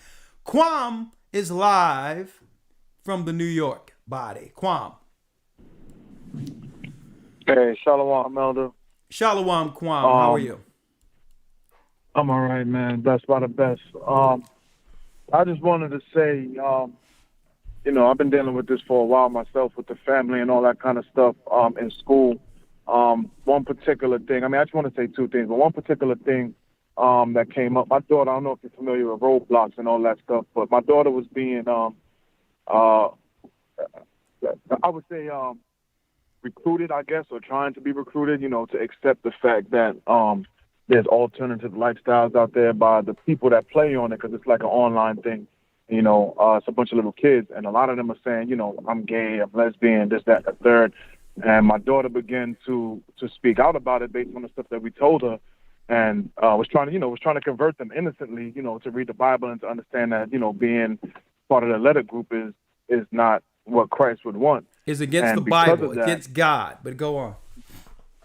Right, and they wound up banning her for like 3 months. She's 8, and they banned her for speaking against the letter people, innocently. It wasn't like she was bashing them or anything like that. She was just, trying to spread the word of the Most High, the things that we taught her in the house, and they wound up banning her and keeping her off the game for about 3 months or something like that. It's an innocent game. They build things and stuff like that. It's nothing crazy, but it just goes to show you that they have the children so indoctrinated that, they out there trying to persuade them at such a young age, and they allowing their children to do this to other children, saying it's innocent. The other thing I wanted to say was based on what you was talking about with Dave Chappelle last week. You see how they tried to bash him and they talk about he was punching down or whatever, and as soon as somebody from their own community tries to help out and say that this guy is not trying to bash us, I know him and things like that, they turn on their own people and wound up making that person kill themselves. So it goes to show you that their agenda has nothing to do with us feeling sorry for them. It's more of them being right all the time, and they would even turn on their own people to the point where one of them will kill themselves based on how their own community feels about them. So it's really, like they want us to feel sorry for them, but they don't really want us to feel sorry. They want to be right all the time. And like he said, it's easier for a man to become a woman than for Muhammad Ali to change his name. And these are the things that they pushing in the schools. It's like, the Santa and Santa thing. I don't know if you heard of that book. They got the Santa and Santa book. They got the Adam and Steve dolls now. It's just, it's getting out of hand, man. It's getting out of hand. But there's an excellent lesson you brought out today, man. I appreciate it, man. It just shows the signs of the time, man. And I hope that all those people that have their children in school are looking to do something with homeschool, and that would probably be our best bet. And last thing, Elder, man, I got that movie script ready whenever you're ready, man. It's almost done. All right, hey man, I can't wait. And one thing I would like to, you brought some great points. When you got it, bring it to me. One thing I would never agree with, Qam, brother, and that's one-way aggression. One-way aggression. It's unfair that they can use something to target children, to talk one side about something without an objective view. When there's no more objectivity, then there's no more freedom. I don't want to hear about that where you can talk about and try to initiate my daughter, my child, into a lifestyle I've never discussed with her or him. But yet when my child shows the knowledge of God to push back, you have to ban the child? The child is not anti-nothing. No, it's just that everything's come with what? Objectivity. How can it be? Never stand one-way aggression, where someone can do whatever they want without no expectations of someone giving an opposing view. Guess what? I'm not even like that with teaching the word of God. This is the word of the Most High. And no way we can teach this and just go one way and then somebody say, well, I don't want to. If you can have opposing views all you want because you have the right to do so. That's let you know that something is wrong with this. Because you can push something with aggression without any expectation of someone bringing an opposing view. Nah, that's evil in of itself. It's okay to bring an opposing view. So unless you're going to use these children games and all that as what? Bait to move them. And this lets you know, folks, I'm going to tell you, it's a political agenda, because in order for them to grow a constituency, because a constituency is you get enough numbers to have political power to a point where a representative would have to represent you. Well, when you are a minority or a low number, you must have systemic what? Recruiting to grow your political base. And you cannot do that and have a group that's getting funded unless you're targeting towards the children to replace those in your group who might die down the line. So it's to keep the group intact and to grow the group by targeting the children. It's politics, folks. And it's one-way aggression. And listen, and I feel that everyone have the right to do what they want to do. It's your business. At the end of the day, you're gonna have to stand before the same God we are. Judgment is gonna happen for each person. So you can do whatever you want. That's your life. But understand, we don't have to agree with it. And if it's against our values and morals, we have every right to fight against our children being indoctrinated with it. And that's all we're saying. Thank you, Qam. You always bring great points. The water, my brother. I appreciate it. Shalom, brother. Shalom. I'm going to open up the calls tomorrow a little bit, but Yvonne and Nina, I only got 2 more calls, and then Sunshine, I know you probably written something down, but you got to call in tomorrow so I can get you in. Let me get some of these newer people, okay, Sunshine? I'm sorry. Okay, Yvonne, come on in, Yvonne. Shalom, Elder. Shalom, how are you? I just wanted to make I'm doing well. I just wanted to make a comment on the fact, these transgender, the men, okay. I'm a woman, and I'm no match for a man. To say something to him, as bad as I would want to, like you trying to be like me, because I know he already hates me because he can't be me. Yeah. And then they'll be ready to fight you, okay? And then that's when it's going to be a knockout. They're going to just straight knock me out, okay? Yeah. Because I am the type, I will say something, but I know that's not I can't come up against that. Now, you give me one of them women that try to, that's acting like a man, I can say something to her. You know what I'm saying? And then she say something, that I can deal with that. But that's why I say our brothers, and if they would, because a lot of these brothers, they be down low and, and they be, they just, instead of them, because I know where I grew up at, my brothers and cousins, they see somebody like that, they be like, man, you better get your mind right. Get the stepping, because they, but a good beat down. That's what you're going to get, So, we can't a woman can't do anything as far as that goes with them. But dealing with the woman, yes, we can, we can say something to her and, tell her, listen, sister, you a woman, and God is not pleased with that. You know what I'm saying? And then, and that's how that goes. And then, like, as far as, like, our children in these schools, well, like my grandchildren. Yeah. I've told my daughters, they homeschool them. Okay, great. It's fantastic. tough, and they make it tougher for them that do homeschool, but they dead on it. You know what I'm saying? And they know this because I've been telling them, listen, they're gonna do it. They're gonna make it hard for you. And I'm a school bus driver also, and I see all the these different ones, that they got all these women, like you said, running the show. They got all these women. They run the show, and they be really trying to push at our children in ways, that trying to belittle them. And I've seen them, try to knock their spirit down. The little boys especially, they do that with. Yeah, and then, and then they're trying to push a lot of stuff. Like, okay, I have one little grandson. He's in pre-K. Okay, now I got one more call to take, sister, because I got a sister that's got to ask a question. Yeah. This is your last point, and then I'll go.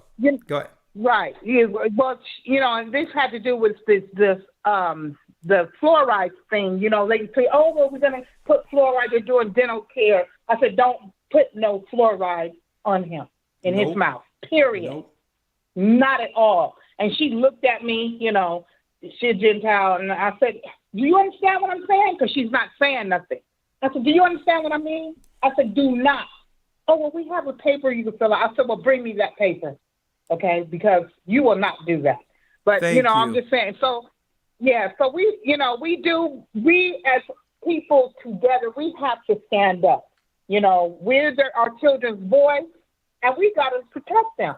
We have to protect them. And that's what I do as a grandmother. Thank you. You know what? Sister, I'm gonna give you a round of applause for that. Okay. Thank you, Sister Yvonne. Someone is standing up. I'm not asking you to stand up against someone who was biologically born a man. That's not a good idea, okay? So, but still, when it comes to protecting your children, you did the right thing by saying you know what fluoride is. It's toxic.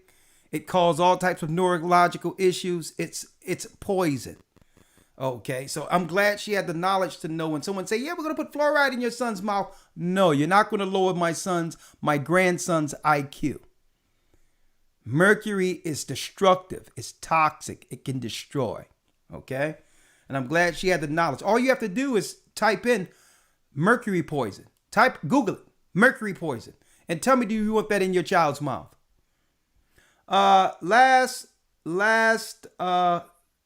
I'm sorry. I'm going to open it up for an hour just for phone calls tomorrow for Patreon because I have something to do this weekend. But tomorrow I'm going to open it up for between 12 and 1 just for calls on the Patreon. So we'll pick it up tomorrow between 12 noon and 1 p.m. Dejanique, last call for tonight. Sunshine, just call tomorrow. I'm sorry I'm unable to bring you in. Dejanique. How you doing? Yes. Last call. We only got a couple of minutes. 4 minutes before we How you doing, Elder? I'm blessed by the best. Your name? I'm Alvin. Talk to us, Alvin. Is you and Dajanique on the phone, both of you? Yeah. She's gonna do the question next. I just wanted to go a little bit on what you was talking and something that the Most High has shared with me. Okay. Like it's in regard to the I just learned like when Christ was along with Satan and he was showing Christ all those the things Kingdoms. that he wanted him to the kingdom. When Satan was showing them all the kingdoms of this world, one thing the Most High showed me was that if you look at he called it Satan's mountain, and it's the heads of all these corporations. He showed me that like if you want to get to the top floor of all these corporate buildings, you have to be a Satanist. And he showed me one thing too, that the heads of them are all part of the LGBT. And this is how they're slowly gathering these people. Hold up. Even though you are a caller, I have to say allegedly because there's nothing you have that can actually prove that. Okay. Right. Okay. Yeah. Allegedly. Okay. Allegedly. Go on. I apologize for that. Go on. So, with that being said, allegedly, that the higher you go up within these corporations, this is how they entertain you through parties and the entertainment way, and they gather you in, and they have all these these parties to slowly renew your mind toward the way they want you to think, and like I said, when God showed me this, according to like when Satan was showing Christ all these things, this is because I know you said that is Dejanique's name on the call. Do she have a question? Yeah, she does have a question. I was going. Okay, bring her on, and then you can explain that later because you're dealing with, you're dealing with what you feel or what you've been shown. You're not explaining to me how you were shown this. All right, so maybe it's something you came up with, and you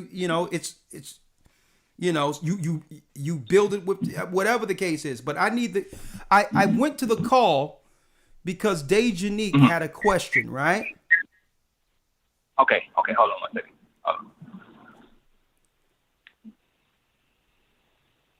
Shalom, Elder. It's a question totally unrelated to the topic, but it's about my hearing loss because I have hearing, I think it's considered hearing loss is pressure on the ears, and I asked God Himself, is there a cure for it? And then I laid down, and He said, "World spotted dark chocolate." I saw 4 dark chocolate bars, and I saw Hebrew words in the background, and so I don't know what that really meant. So I ate dark chocolate, but it's still no changes. So I really don't know about that. Okay, all right, we got something going on here. All right, let me tell you what we got going on. What the brother who just said something? Okay. What's his name? Alvin. Okay, we got Alvin and we got Dejanique, who's just saying that they've been shown something. You've been shown to eat some chocolate to get your hair done. He was shown the top of a mountain. Where are you getting this information from, Dejanique? Where did you eat some chocolate from to grow your hair? No, I just got it from a dream. Like, it was a vision. Like, I laid on my back and then I saw 4 dark chocolate bars. It's all the world's finest dark chocolate bars. You know, the kids be selling that one. And then I saw Hebrew words. Sister, okay. Just let's relax for a second. Take your time. I'll take my time and answer your questions. All right.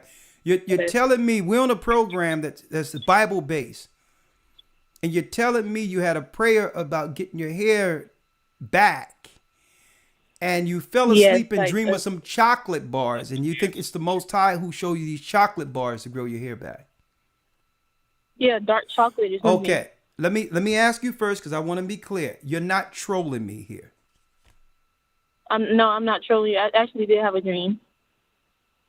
Okay. It was a vision. I laid on my back and then I closed my eyes and I saw 4 dark. It was pertaining to my hearing loss because my ears were feeling heavy and it was discomforting. And I said, God, is there a way for like a cure for hearing loss instead of, because there's no cure for hearing loss right now.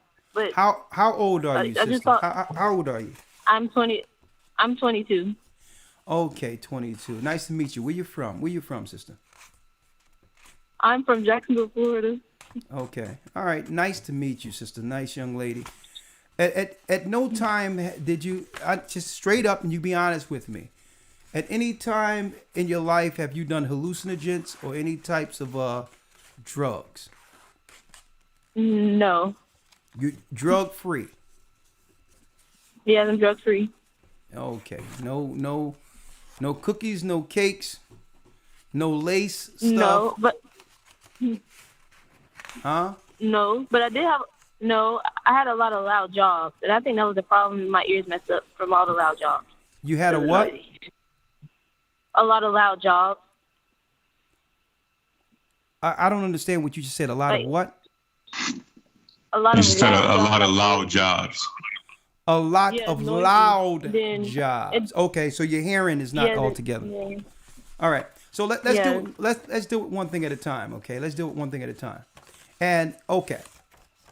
How long have you been listening to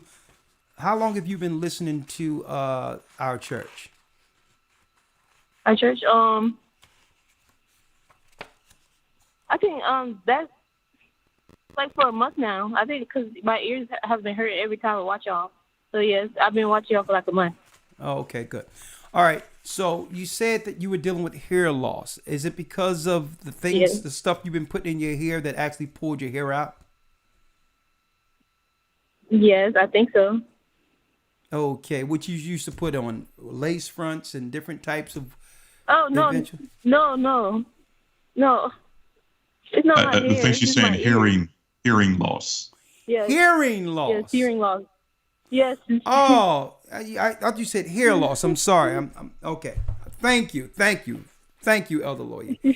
You are suffering from a hearing loss. Thank you. That praise the Most High. Hearing loss. All right, because I had to get something straight then. Okay. Excuse me for my questions. Let me reel it back now. You said that you had a hearing loss. And you prayed for it to actually go away. And what happened was while sleeping, something said eat chocolate and your hearing would come back. I guess so. Dark chocolate. It said world's finest dark chocolate, and then Hebrew words in the background. I said, what does that mean? So I ate dark chocolate, but I just. Okay, you said he said it was okay. Obviously, there was something there in your dream that you perceived to be the Most High telling you what to do to get your hearing back. Correct? Yes. All right, great. What area? Let me get what area you live in again. The Florida, Jacksonville, Florida. Florida. Okay, thank you, lawyer, for that. What I'm going to do, can you be reached on this number? Yes. Okay, great. Hold on. What I'm going to do is I'm going to get Elder Fresnel over in Florida to call you and pray with you. Okay, if you're willing to go sit down with the congregation, he can anoint you and pray with you. Okay. Because, okay. All right. And how long have you been dealing with your hearing loss? How many years? I think it's a couple months. So months, not even a year ago, your hearing was fine and you begin to lose it. Okay. Yes. All right. Hearing. Okay. And you have your Bible. You read your Bible, right? Yes. Okay. All right. Now, the Bible tell you about how to regard dreams. It's like catching a shadow. Okay? Mm-hmm. And what we have to be careful from, and this is what led me to my questions. When we follow more so dreams without confirmation of the word, if we start leaning towards dreams and what we think, it falls into divination. Where we're more so lean towards a dream than the word of the Most High. And I'm saying that's the reason why I was asking you those questions, because I'm very leery of people who talks about visions and what they're shown without much scripture, without a foundation it's based upon. You know what I mean? You with me? Yes. And I'm not saying visions and dreams doesn't have validity, but you have to know the word of the Most High and pray and meditate on the word of the Most High to weigh your visions, because everything is in our dreams, good and bad. Yes. Okay. So you have to confirm, yes. You have to confirm what's what and where it's coming from. Because why? Suppose a vision told you or something told you in a dream to eat that and you don't receive your hearing back. Right? Mm-hmm. So then that'll begin to weigh on your faith on whether or not you have enough faith and all those other things, when really the Bible says where two or more together, he's in the midst.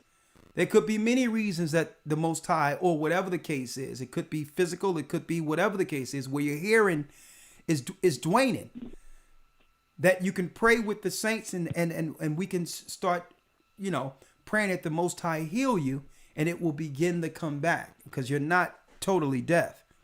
But what I would think you need to do, though, you should actually, believe it or not, and I'm selling you this, at least go to a doctor to see whether or not it was you, wherever you were working, your headphones.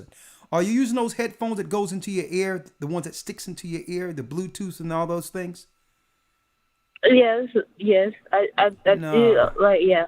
I did a long time ago. Yeah, nah. You got to give your ears time to heal. Because when you stick those things in your ears, it goes right on your eardrums and it will affect your hearing long term. You have to give your ears a break. I'll have Elder Fresnel call you. He'll pray with you. But still go to an ear doctor to see if you damage your ears during that time. You could have ear damage. Okay? Okay. All right, but again, never regard a dream. Regarding a dream is like catching a shadow. You ever try to catch one, it's there, but it doesn't exist. All right? Yes. So let's get into real-time fixing issues. All right? There's cause and effect. There's a root issue to why you begin to lose it. And guess what? The Most High can bring it back, but we have to find out whether or not there's damage there, okay? Okay. All right. And brother, I got your number. I'm gonna call you up, and we're gonna discuss the root of your understanding concerning. Because listen, I'm not saying you're wrong when it comes to those that are at the top floors of these particular buildings. All right, but sometimes we have to be careful when we're going into philosophy without the word of God as the base. Okay. Yes, sir. All right, so I'm going to give you a call. I have your number.